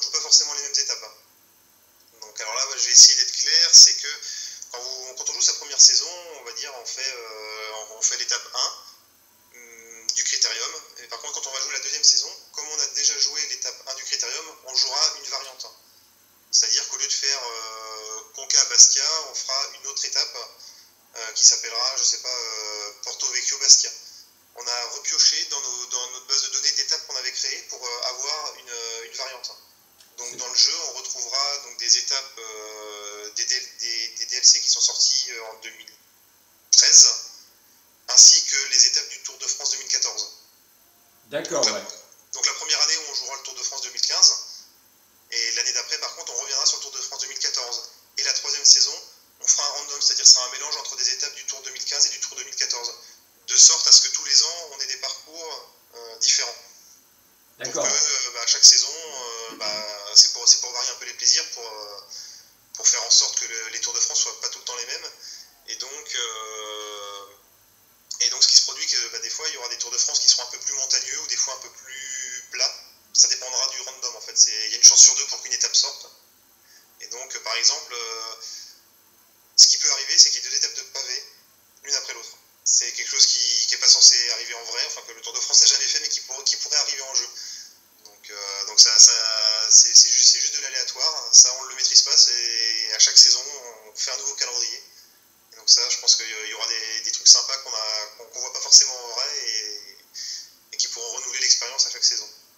Si je récapitule, si j'ai bien compris, pour le Pro Team, une saison sera constituée d'une part du Critérium International, d'autre part du Dauphiné et également en troisième course du Tour de France. Voilà, c'est ça, mais ça se mérite.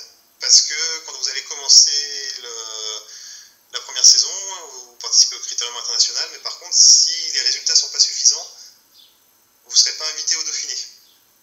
D'accord. Ouais. Ça veut dire qu'il faudra refaire le Critérium, faire des meilleurs résultats, soit en étant meilleur, soit en ayant acheté des coureurs un peu meilleurs aussi. Et donc là, si dans le Critérium on arrive à faire des bons résultats, on est invité au Dauphiné. Si on fait des bons résultats au Dauphiné, on est invité au Tour de France. Et une fois que les courses sont débloquées, elles sont débloquées tout le temps en fait. C'est juste pour s'assurer qu'on n'arrive pas aussi sur le Tour de France avec une équipe trop faible. Et de faire 21 étapes et être lâché toutes les étapes, c'était pas forcément très fun au début. Donc on s'est dit, voilà, on va mettre une petite mécanique en place pour faire en sorte que le joueur il arrive sur le Tour de France avec une équipe où il peut quand même faire des échappées quand même. Faut quand même qu'on puisse se faire plaisir et pas tout le temps subir la course. Est-ce qu'il y aura les niveaux de difficulté pour ce Pro Team ? De la même manière, il y aura les niveaux de difficulté. En facile, on part avec une équipe qui est un petit peu meilleure de base. Et après, les mécaniques sont les mêmes pour la forme du jour. Pour la récupération, c'est comme pour le mode Tour de France. Et justement, tu parles des équipes. L'année dernière avait été plus ou moins reproché. Les doublons, quand on achetait quelqu'un dans une équipe, ils ne disparaissaient pas de l'effectif. Oui, tout à fait. Ça s'est corrigé maintenant quand on va acheter au hasard. J'ai que des coureurs dont on n'a pas la licence qui me viennent en tête. Quand on va acheter Contador, lui on a la licence, eh bien il disparaît de Saxo et il est dans notre équipe et il n'y a pas un deuxième Contador face à nous. D'accord. Et justement, si on pouvait nommer ça un petit peu un bug entre guillemets, mais bien que ce soit un choix, je crois, l'année dernière, même si vous êtes revenu dessus, concernant d'autres bugs qu'on avait pu constater, du genre le Pro Team sur certaines saisons nous proposait des objectifs irréalisables, par exemple d'avoir avec deux coureurs différents le maillot à pois, ce genre de choses. Vous avez pu revoir un petit peu ces bugs d'objectifs ? Alors, oui, on les a complètement revus puisqu'on a supprimé ce système d'objectifs. Là, pour gagner de l'argent, ça va se faire avec une grille de prix, comme une course classique. Au début de chaque épreuve, on vous présente la grille de prix. Par exemple, le critérium, alors les chiffres sont fictifs, je ne les ai plus en tête. Gagner le général, on gagne 10 000 euros jusqu'à la 10e place. Gagner une étape, c'est 5 000 euros. Et les classements annexes, c'est 5 000 euros aussi peut-être. Et après, sur le Dauphiné, les gains sont plus importants, sur le Tour de France aussi. Et c'est juste en faisant du résultat. Il n'y a pas d'objectif lié à des coureurs. D'accord. Et en termes d'effectifs, justement, comme on parle du Dauphiné, du Critérium, j'avais vu une question qui était... Ah, je vois. Donc le joueur partira toujours avec un petit avantage. On a joué là-dessus parce que pour le mode facile, on n'a pas voulu jouer sur l'IA. L'IA, elle est la même pour les 3 modes de jeu. Ouais. Parce qu'en fait, on ne veut pas que le joueur qui joue en facile, ce qu'il a appris en mode facile ne puisse pas lui servir en mode normal ou difficile.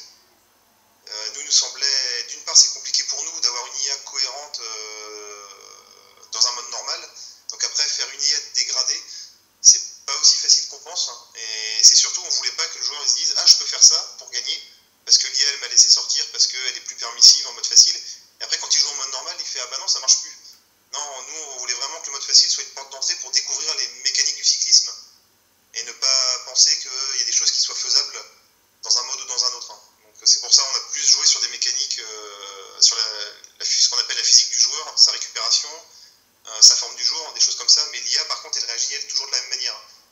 Donc il n'est pas question de prendre un Contador et de s'échapper sur une étape de plaine, même en mode facile, parce qu'on ne veut pas qu'il y ait des joueurs qui croient que c'est possible en fait. On a voulu quand même garder l'essence même du vélo et des stratégies cyclistes en fait. Je vois.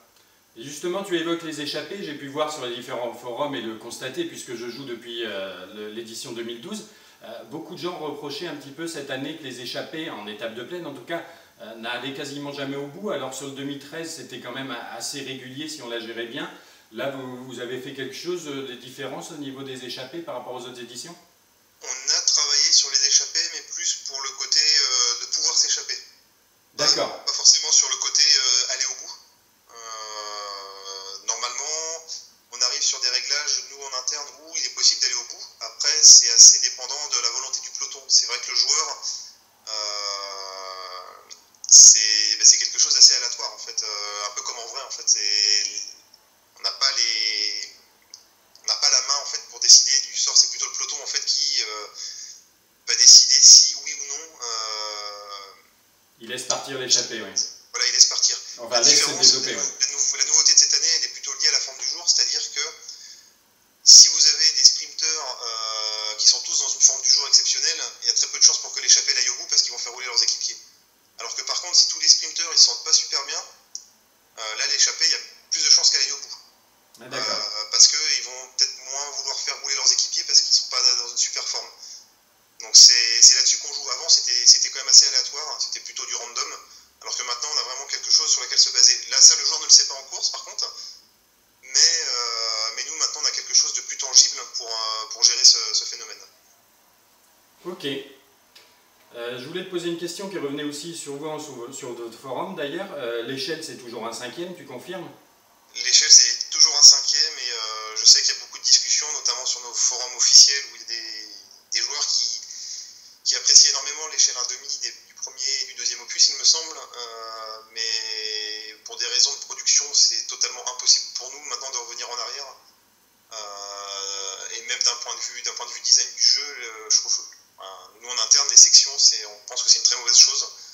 Et l'échelle 1,5 est forcément synonyme de section. Si on fait du 1,5, on sera obligé de mettre des sections, on ne pourra jamais produire toutes les étapes en entier, c'est irréalisable. Il faudrait que l'équipe elle presque quadruple de taille, je pense. Donc c'est vraiment inenvisageable. Ah ben moi ça me va bien. Oui, bah après voilà, mais je pense que c'est subjectif. On pourrait faire un jeu en demi, la preuve, il y en a eu un, ça marchait, ça plaît à certaines personnes. Mais je pense que quand même c'est une minorité et en règle générale, on a plutôt une tendance où un cinquième, c'est un bon compromis pour pouvoir avoir des sensations correctes et pas y passer sa vie en fait. Même si on doit lancer le sprint à 1 km de l'arrivée. Mais il faut voilà, s'y faire. C'est des concessions, mais je pense que quand on y joue, on s'y habitue. Et après, voilà, bon, c'est 1 km, je suis totalement d'accord que c'est pas réaliste, mais... non, mais après, bon, voilà, s'il faut faire une étape, jouer pendant 3 heures pour arriver à faire 2 étapes, moi, je pense qu'il n'y a pas beaucoup de monde qui a ce temps, en fait, pour jouer et pour finir un tour de 21 étapes, ce serait très très long. Et je suis d'accord.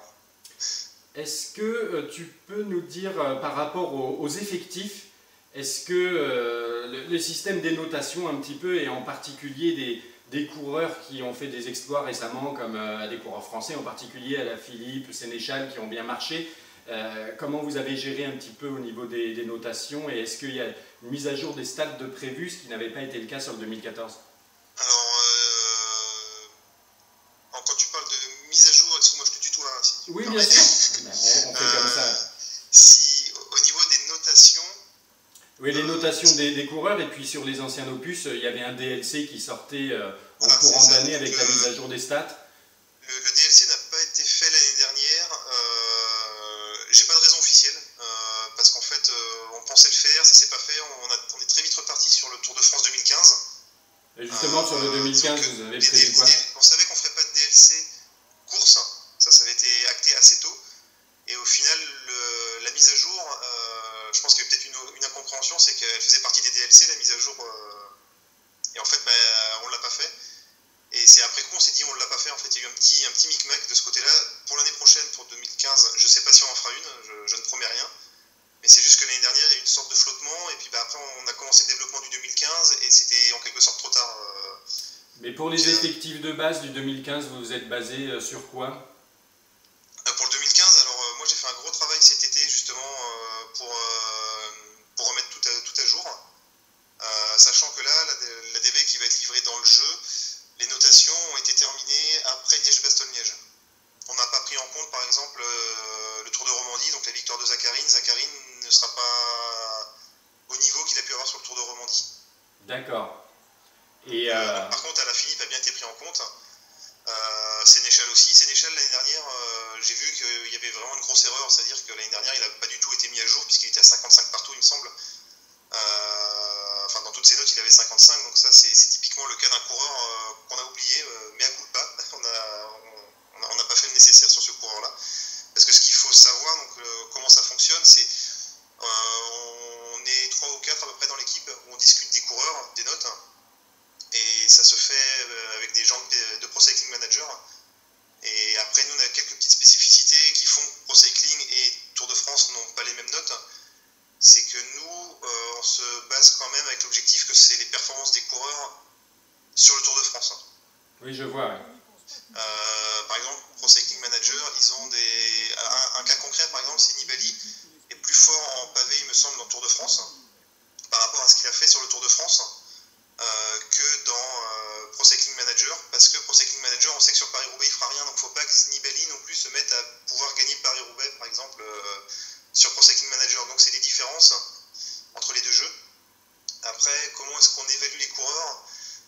C'est pas mal à force de simulation, on simule des courses, on voit les résultats, et on voit, tiens, par exemple, à la Philippe, pourquoi est-ce qu'il fait des résultats qui sont pas à la hauteur? Peut-être parce que, ah oui, en fait, en vallon, il lui manque peut-être un petit point pour arriver à rivaliser avec les meilleurs, ce genre de choses, en fait. Après, voilà, on regarde les résultats qu'on a, et on essaye de voir ce qui peut être amélioré, ou pourquoi les résultats sont pas forcément comme ceux de la réalité, en fait. Et en ce qui concerne les effectifs des titulaires qu'on aura sur le Tour de France, est-ce qu'on aura la main dessus sur notre équipe, pas seulement notre équipe Alors en fait, comme je disais, comme c'est terminé très tôt, après Liège-Bastogne-Liège, on ne peut pas se baser sur les listes officielles. Donc le parti pris qu'on a eu en interne, c'est de mettre les meilleurs coureurs. D'accord, comme sur Tour de France 2014, à l'exception de Quintana, vous saviez depuis le début qu'il n'était pas présent. Disons ce qui s'est passé sur les anciens Tours de France avant 2014, c'est qu'on terminait le jeu beaucoup plus tard, ce qui provoquait pas mal de problèmes parce qu'on était vraiment dans un gros rush à la fin, donc ça permettait de faire des ajustements par rapport aux autres des équipes qui disaient lui fera pas le tour, un tel et tel, donc on avait une petite marge. Mais cette marge-là, elle n'existe plus. Malheureusement pour la DB, mais heureusement pour nous, parce que ça nous permet de faire un jeu qui est quand même un peu mieux fini. On essaie d'améliorer tous les ans la finition et tout ce qui est bug. Et donc les dates de finition sont maintenant beaucoup plus tôt. Et donc la DB, elle est arrêtée. Je pense que sur les dernières éditions, avant 2014, la DB, on l'a modifiée quasiment jusqu'à la fin presque la fin du Tour d'Italie. Ah oui. Pour donner un ordre d'idée. Alors que maintenant, on l'arrête après Liège-Bastogne-Liège. Et à quel point on aura la main sur nous-mêmes dans le jeu, modifier les titulaires des équipes? Ah, ce sera que pour notre équipe. Là, on n'a pas changé le fonctionnement. D'accord. Ça n'a pas bougé. Après, je voulais aborder, juste pour finir ce mode de jeu Tour de France, les licences alors des équipes, vous en êtes où? Est-ce qu'on aura de bonnes surprises du genre la BMC en rouge, etc. Eh bien, je vais pas faire de fausses joies. Il n'y a pas de surprise spéciale, sauf une qui est plutôt mauvaise, puisqu'il y a une équipe où on n'a pas réussi à avoir la licence. Il s'agit de Robcar. On n'a pas eu de réponse, tout simplement. C'est-à-dire qu'au niveau processus, on a la licence avec la IGCP, c'est eux qui gèrent en partie pour faire simple, qui gèrent les droits des équipes. On traite avec eux pour pouvoir utiliser les équipes, et après on doit traiter avec chaque équipe. D'accord. BMC c'est simple, on leur envoie le même formulaire qu'à toutes les équipes pour savoir si on peut utiliser leur maillot, leur nom et le nom des coureurs. On n'a pas de réponse, ils ne nous répondent même pas. Et cette année, on a le même cas avec Europcar où on n'a pas eu de réponse du tout. Donc quand on n'a pas de réponse, on peut pas utiliser. Donc là, le seul espoir qu'on ait, c'est que Europcar nous réponde dans les semaines qui viennent, et on essaiera de faire quelque chose. pour remettre le maillot et tout, parce qu'après, comme je disais, comme aujourd'hui même, on est en train de faire les masters, donc les versions finales du jeu, c'est un peu compliqué de revenir en arrière. Mais comme c'est des choses qui nous tiennent vraiment à cœur, si vraiment pour une équipe, je pense qu'on essaierait de faire le maximum pour rechanger les données. Mais là, à l'heure actuelle, c'est pour nous, en interne, la mauvaise nouvelle. On a vraiment attendu le dernier moment. On les a enlevés du jeu hier. Jusqu'à hier, on espérait une réponse. On espérait, ils nous ont toujours répondu. Cette année, ils nous ont pas répondu. Je sais pas pourquoi. On n'arrive pas à avoir de contact. On les a contactés par mail, par téléphone, par fax. On n'y arrive pas. Donc, voilà. Je sais que nous, on est déçus. Je sais que les joueurs vont être déçus. Mais en l'état actuel des choses, ils seront présents quand même comme la BMC, avec un maillot fictif? Voilà, de la même manière, par contre, il y aura une équipe et on pourra renommer les coureurs. D'accord. Ceux qui veulent renommer les coureurs et avoir les vrais noms, ils peuvent renommer les coureurs. Ok. Mais oui, non, on est hyper déçus. Disons que ça fait très longtemps qu'on travaille avec eux, on n'a jamais eu de soucis comme ça. Alors après, ils ont peut-être des problèmes en interne, je leur jette pas la pierre, peut-être qu'ils ont des raisons de leur côté, mais autant BMC, on va dire, ils nous snobent, ça on le sait depuis longtemps en fait, mais Europcar, c'est très étonnant de leur part, donc voilà, c'est à suivre. Un petit peu le petit souci. D'accord. À suivre, voilà. Donc, et s'ils nous entendent, répondez-nous vite, on pourra peut-être faire quelque chose. D'accord, à bon entendeur, effectivement.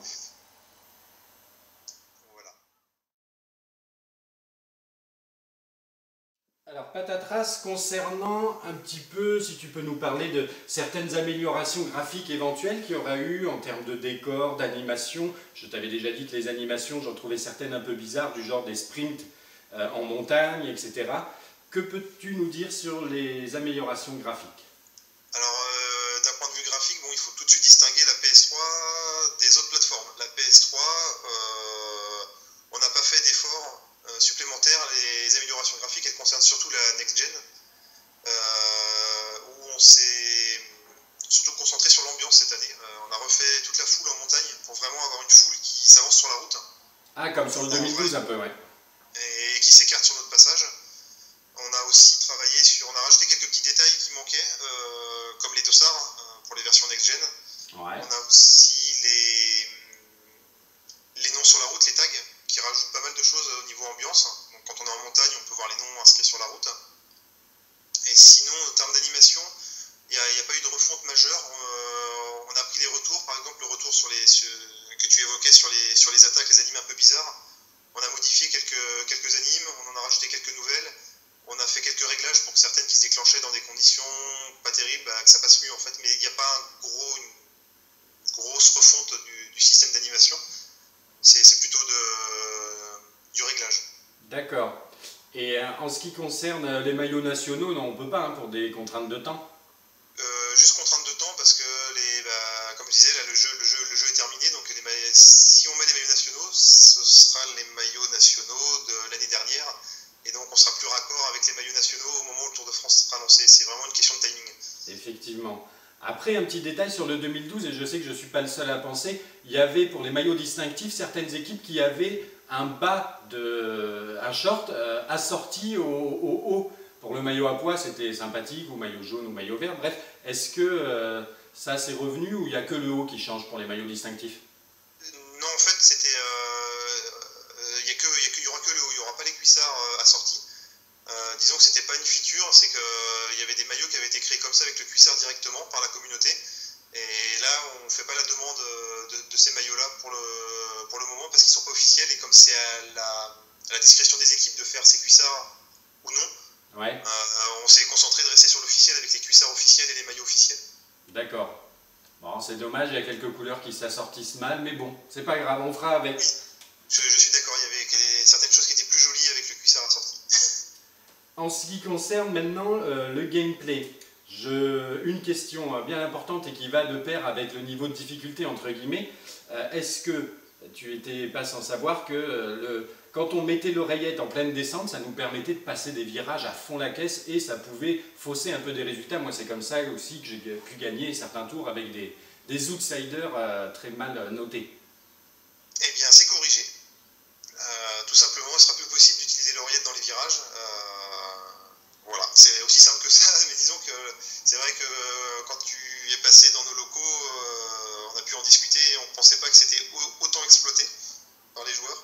Alors, je ne veux pas parler au nom des autres. Mais donc, du coup, maintenant, quand on sera dans une zone où la trajectoire est rouge, on ne pourra pas ouvrir l'oreillette. D'accord. Donc, c'est aussi simple que ça sera indiqué dans l'interface que l'oreillette est inaccessible à ce moment-là. Autre petit truc et astuce qu'on a découvert, et là je sais que je ne suis pas le seul à l'utiliser, c'est pour les sprints massifs qui ont souvent été délicats à gérer, que ce soit sur le 2012, 2013, 2014. Là, sur le 2014, on avait la possibilité d'utiliser un ravitaillement vert ou rouge dans le final, à 2 km de l'arrivée. Et là, on pouvait cramer complètement toutes nos barres. C'est pas grave, tant que le ravitaillement faisait effet, on avait de la puissance et on se retrouvait à pouvoir gagner des sprints avec des 72, 73 en sprint, quoi. Et donc là, c'est pareil, ça a été corrigé aussi. Quand on prend un ravitaillement, maintenant, on ne peut plus attaquer, tout simplement. Ah d'accord. Donc les ravitaillements, il y aura des nouveaux ravitaillements cette année. Ils sont un petit peu différents, donc il faudra les redécouvrir, mais voilà, maintenant, quand un coureur se ravitaille, il met la main à la poche, donc il s'assoit sur la selle, et donc il ne peut pas attaquer, tout simplement. Et on peut quand même gagner des sprints, parce que moi j'avais du mal sur le 2012 et le 2013. Et on peut toujours gagner des sprints, enfin nous, il n'y a pas de souci pour en gagner. Après, c'est vrai que pour les gens qui ont du mal, ça va peut-être les handicaper un petit peu plus, parce que ça rend le jeu un petit peu plus difficile, je te l'accorde. Et les mais je pense que tu vas trouver un power-up qui devrait arriver quand même à t'aider. D'accord. On l'avait évoqué aussi lors de la journée de playtest et j'avais vu que ça avait été amélioré. Souvent dans les fins d'étapes sinueuses et où on arrive massivement pour un sprint, j'arrêtais pas de me cogner contre les barrières avec la gestion des trajectoires et j'ai cru avoir vu pendant la journée de test que ça avait été amélioré aussi. Alors on a fait beaucoup de travail dessus, ça a été amélioré, mais pas autant qu'on le voudrait, autant être honnête. Il y a encore, je pense, des gens qui vont pas forcément être satisfaits. Par contre, on a vraiment fait le maximum, mais il y a vraiment des choses très complexes à mettre en place. On a amélioré les choses. Je pense que c'est mieux que l'an dernier. On a moins de problèmes on ne se fait pas éjecter comme avant. En fait, on arrive à peu près à suivre les coureurs, mais c'est vrai que des fois, l'IA a tendance à arriver à couper un tout petit peu mieux que nous les virages. Ce qui provoque un petit décalage. Mais ça n'empêche pas de suivre et d'être dans le peloton. Bon, on verra sur place effectivement. Sinon, je voulais aussi évoquer le problème, entre guillemets, dont je t'avais déjà fait part lors de la journée de playtest, de la gestion des coéquipiers, en particulier quand on leur demande de nous protéger. J'avais trouvé que sur 2014, ils avaient tendance limite à nous gêner, à nous freiner par moments. Qu'avez-vous pu faire sur ce point-là? Eh bien ça, on a bien entendu ta requête, mais par contre on n'a pas réussi à le corriger, parce que tout simplement c'est un problème beaucoup plus profond de placement de coureurs. Comment faire simple? C'est-à-dire que le placement des coureurs dans le peloton, il est régi par certaines règles, et toucher à ça, ça pose pas mal de soucis, parce que le placement, c'est quelque chose d'important dans le vélo, et dès qu'on touche à ça, sur les coureurs qui remontent et les coureurs qui laissent passer, eh bien ça provoque des bugs des fois beaucoup plus profonds. Et donc là, je dirais que c'est un problème qu'il faut qu'on aborde dès le début du développement du prochain. Quand tu nous as fait ces retours-là lors du playtest, c'était déjà un poil tard en fait, et on n'a pas pu faire de grands changements. Et donc au final,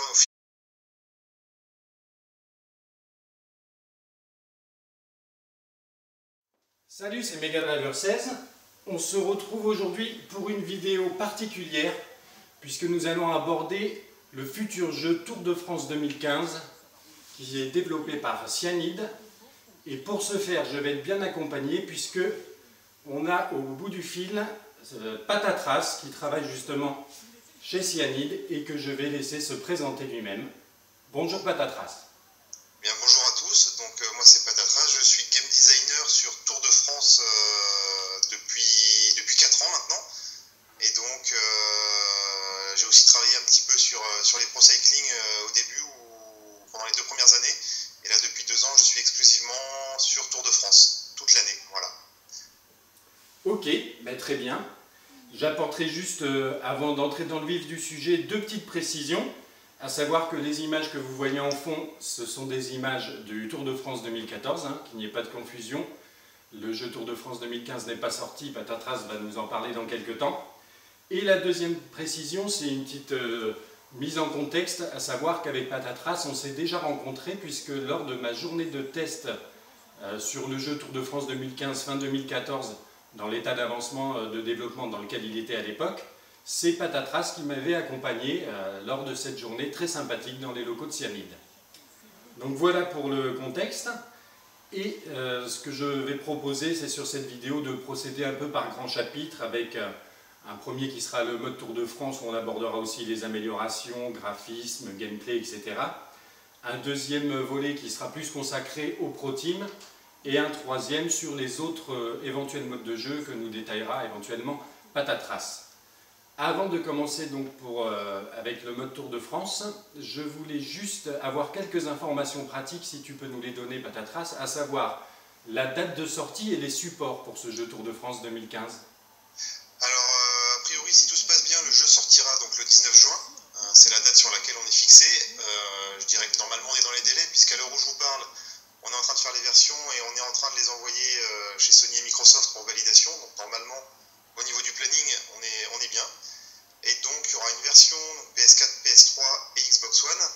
Et pas concrètement, mais contrairement à ce qui avait été dit, où il y aurait une version Xbox One seulement téléchargement, on a eu la bonne nouvelle de la part de Focus où a priori sur Xbox One le jeu sortira aussi en boîte. Donc, pour tous ceux qui sont un petit peu allergiques au téléchargement, ils pourront se procurer le jeu en physique en magasin. Donc il n'y aura pas de différence entre PS3, PS4 et Xbox One. Tout le monde aura une version boîte, contrairement à ce qui avait été annoncé il y a quelques mois. Mais il y aura également les versions téléchargement pour ceux qui aiment bien aussi dématérialiser. Alors sur PS4 et PS3, je ne sais pas si elles seront disponibles le jour du lancement. Je sais pas s'il y a un petit délai. Là, je peux pas vous répondre à ce niveau-là. Ça, c'est Focus qui décide avec Sony si le jeu est disponible directement en Day One, en téléchargement. Alors sur Xbox One, je pense que tout sera en Day One, puisque c'était prévu comme ça à la base. D'accord. Voilà, là, je ne peux pas certifier que le jeu sera en téléchargement dès le Day One sur PS4 et PS3, mais il sera en boîte, ça c'est sûr. D'accord, ben, c'est une bonne nouvelle. Et tu peux nous dire pourquoi la 360 n'a pas été choisie? Deux raisons. La première raison, c'est qu'en termes de vente, c'est pas la plateforme leader. Donc, ça va aussi avec la seconde raison, c'est que faire 4 plateformes pour la taille de notre équipe, c'est juste impossible. En fait, on se limite à 3 parce que si on en fait 4, on va faire des choses pas terribles, enfin, on va être obligé de faire des choses trop vite. Hein. Et donc on préfère se concentrer sur 3, ce qui est déjà assez compliqué pour nous à gérer. Et une quatrième, voilà, compte tenu de ses ventes, il a été décidé très tôt, enfin dès le début du développement, de ne pas se lancer sur une version 360. D'accord. Voilà. Et la PlayStation 3, Et ben, la PlayStation 3, elle résiste autant parce que elle se vend bien. Mais tu penses c'est que... tout simplement la raison, c'est qu'en termes de marché, elle a encore une certaine puissance. La PlayStation 3, elle a un parc bien installé. Donc en termes de vente, elle est beaucoup plus intéressante que la Xbox 360, pardon. Eh oui, surtout en France, oui. Donc c'est pour ça qu'elle résiste encore cette année. Bon ben ok, je te remercie pour ces précisions. Et puis on va pouvoir passer dans le vif du sujet avec le mode Tour de France.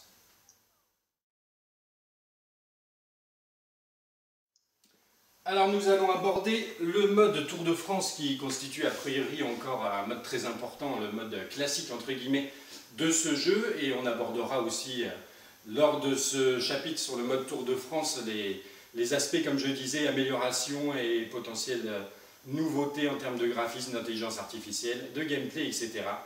Donc Patatras, si tu veux bien nous parler de ce mode Tour de France. Eh bien le mode Tour de France cette année, il y a des changements évidemment. Je dirais qu'il n'y a pas des changements sur la thématique de ce mode puisqu'il consiste toujours à jouer de 1 à 21 étapes et essayer de remporter le Tour de France. Toujours un système de missions pour remporter des points, pour progresser dans le jeu. Par contre, ce qui a changé, c'est qu'on a rajouté donc 3 modes de difficulté. Donc maintenant, il va y avoir un mode facile, un mode normal et un mode difficile. D'accord. Donc ça, c'était pour essayer parce qu'il y a eu pas mal de discussions sur les forums, sur des gens qui trouvaient le jeu trop facile, d'autres trop difficile. Donc on a essayé, on s'est dit, pour trouver un juste milieu, faut faire deux nouveaux modes. Donc le mode normal, Ça va correspondre à ce que les joueurs ont connu depuis le début. Ça, on n'y a pas touché. Il y aura toujours ce niveau par défaut. Ensuite, on a un mode donc, facile, où là, je vais y revenir un tout petit peu plus tard, parce que les mécaniques qu'on a mis en place sont liées à certaines nouveautés que je vais expliquer juste après. D'accord. Et pour le mode difficile, là, pareil, on a fait quelques petites différences pour rendre le jeu plus difficile, mais surtout, je pense, le jeu plus difficile pour les joueurs qui veulent gagner un Tour de France de 21 étapes. Oui, C'est-à-dire d'accord. qu'on s'est vraiment basé pour ceux qui veulent l'expérience la plus, comment dire, La plus la plus proche réaliste. de la réalité. C'est-à-dire que le but du mode difficile, c'est pas qu'il soit impossible, mais c'est que de gagner avec des coureurs plus faibles devienne impossible. D'accord, ouais. C'est plus dans cet objectif-là, pour ceux qui recherchent vraiment des classements beaucoup plus réalistes, le mode difficile est pensé pour ça. Mais tu m'avais parlé d'ailleurs de, je crois, il me semble que tu m'avais parlé de l'utilisation des ravitaillements par les équipes adverses. Voilà, en fait, c'est quelque chose que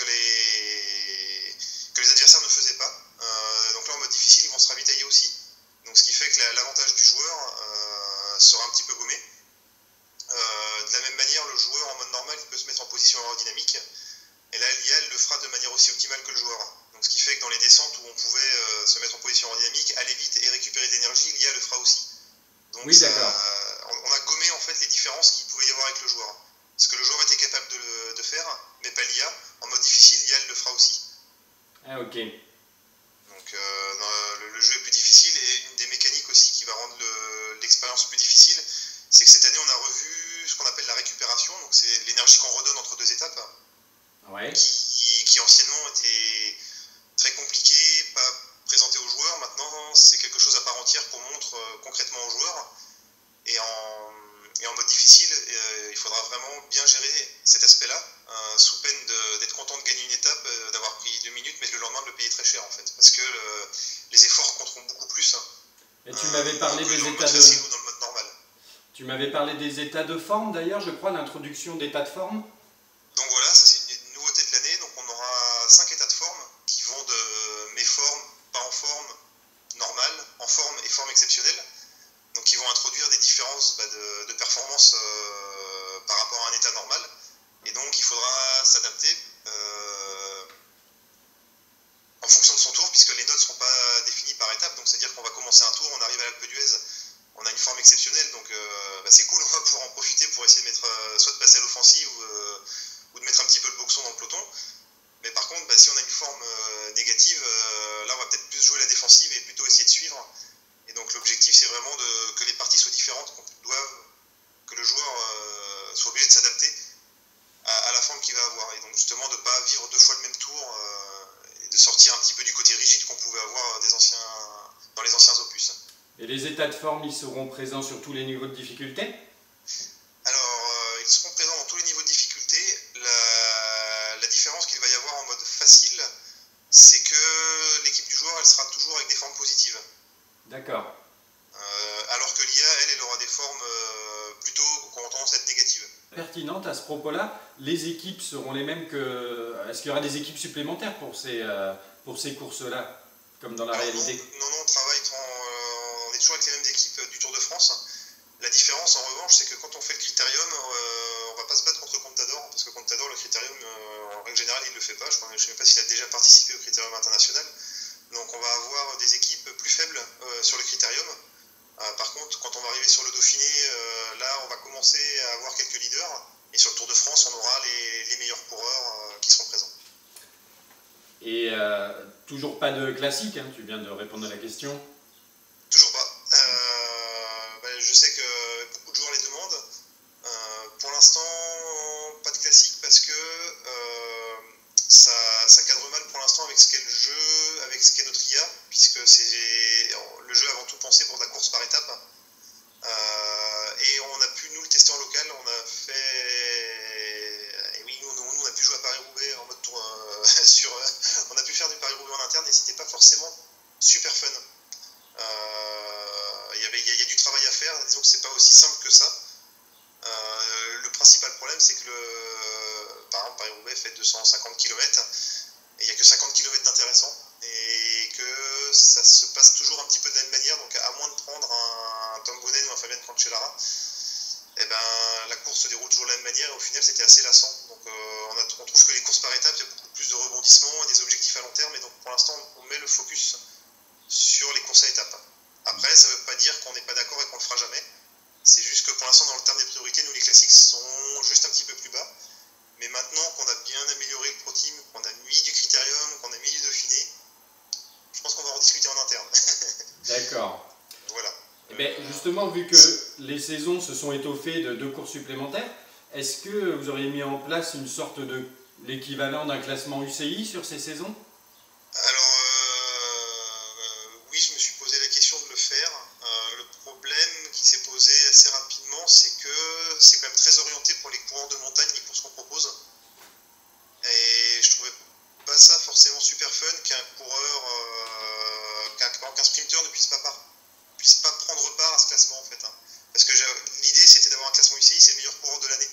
Mais comme on propose que des courses de montagne, un mec qui est super fort en sprint ne pourra jamais accéder à ce classement-là en fait. Donc l'idée de ce classement-là, c'est une idée peut-être pour l'année prochaine, sans faire de promesses bien entendu, mais d'essayer d'y réfléchir, d'avoir un système de notation qui pénalise pas les sprinteurs, qui favorise pas trop les grimpeurs. Donc ça c'est un truc auquel on a pensé, qui n'est pas encore mûr. Voilà. Ouais, je vais pas en dire plus, mais c'est vrai qu'on y a pensé. Mais l'idée n'est pas encore mûre avec ce qu'on a fait cette année. D'accord. Est-ce que on pourra créer notre propre coureur, hein? Je pense avoir la réponse, mais je te pose quand même la question. Non, là pareil, c'est une question de priorité. Cette année, l'idée c'était d'améliorer le Pro Team, son contenu. Après, faire son propre coureur, c'est une autre feature qui prend du temps, et bah, ce sera peut-être pour l'année prochaine ou les années qui viennent. Je pense que c'est un mode que beaucoup de joueurs apprécieraient. C'est un mode qu'on retrouve dans toutes les simulations de sport maintenant, que ce soit FIFA ou les NBA 2K. Donc je pense que oui, c'est quelque chose d'intéressant. Après, on ne peut pas tout faire en un an, donc voilà. Je comprends.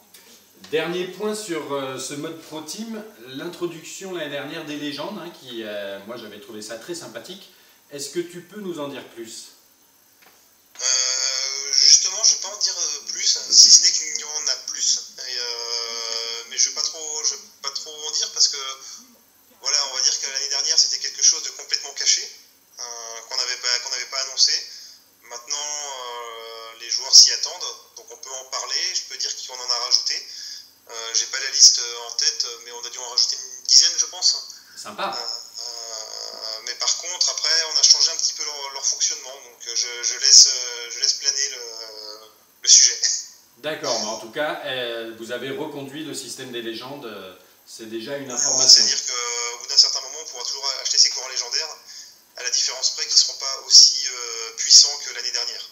L'année dernière, c'était une volonté c'était la fin du jeu en quelque sorte, de se dire voilà, si on prend ces mecs-là, c'est pour tout exploser. Là, on a toujours 2 coureurs qui sont un petit peu au-dessus, mais il n'y a pas forcément que des coureurs qui sont super forts. D'accord. Ils sont un petit peu mieux intégrés avec la base de données du jeu qu'on fournit par défaut. Eh bien, ok.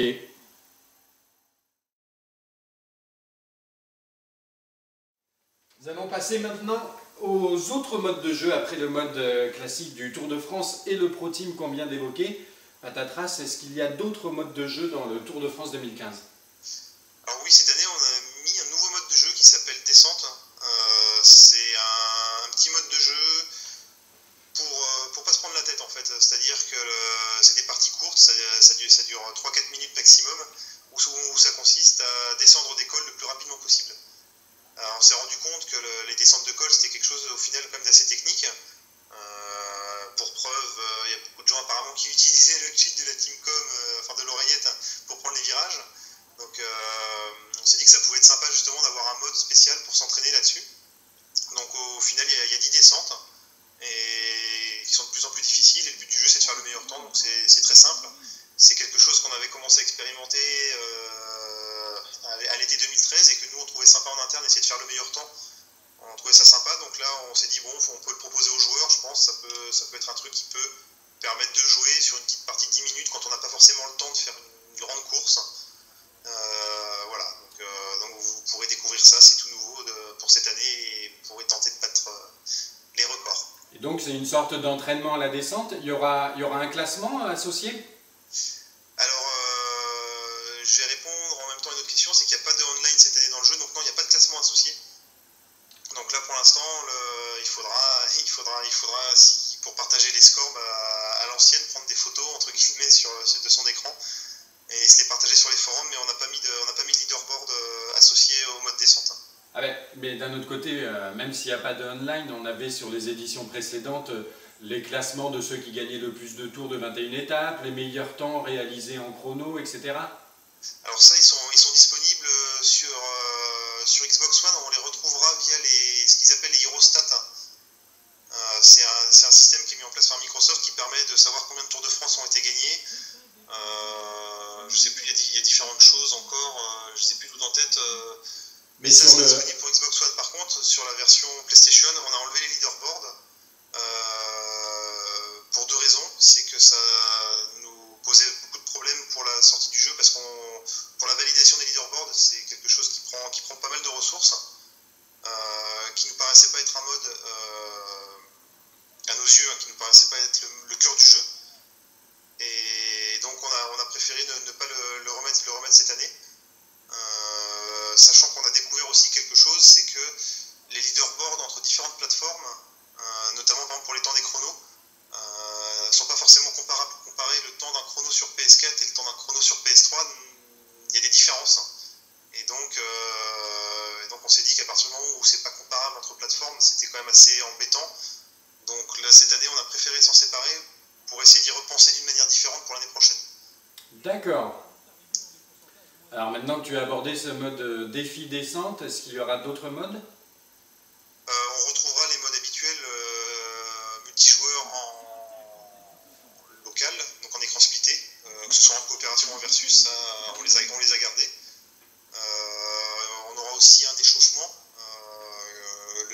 comme l'année dernière, qui permettra de prendre le jeu en main. Donc pour les gens qui connaissent, forcément ça n'aura pas un grand intérêt. Par contre, pour ceux qui découvrent, qui veulent avoir quelques petits conseils comme ça avant de commencer la première partie, bon, c'est toujours mieux, ça prend à peine 10 minutes, mais au moins on peut partir dans son premier Tour de France sans découvrir des choses au fur et à mesure. Oui, c'était le mode qui permettait de reconnaître certaines portions d'étapes. Non, ça c'est bon. l'échauffement, c'est un mode en 10 minutes qui permet de... Ah, le tutoriel? D'apprendre des contrôles, c'est le tutoriel, voilà, oui, exactement. D'accord. Et il est toujours présent.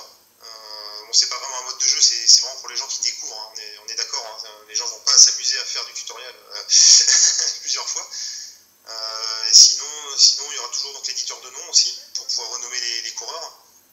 Sachant donc justement cette année dans l'éditeur de nom, il y a deux petites nouveautés. On peut renommer les coureurs légendaires et on peut renommer l'équipe par défaut du mode Pro Team.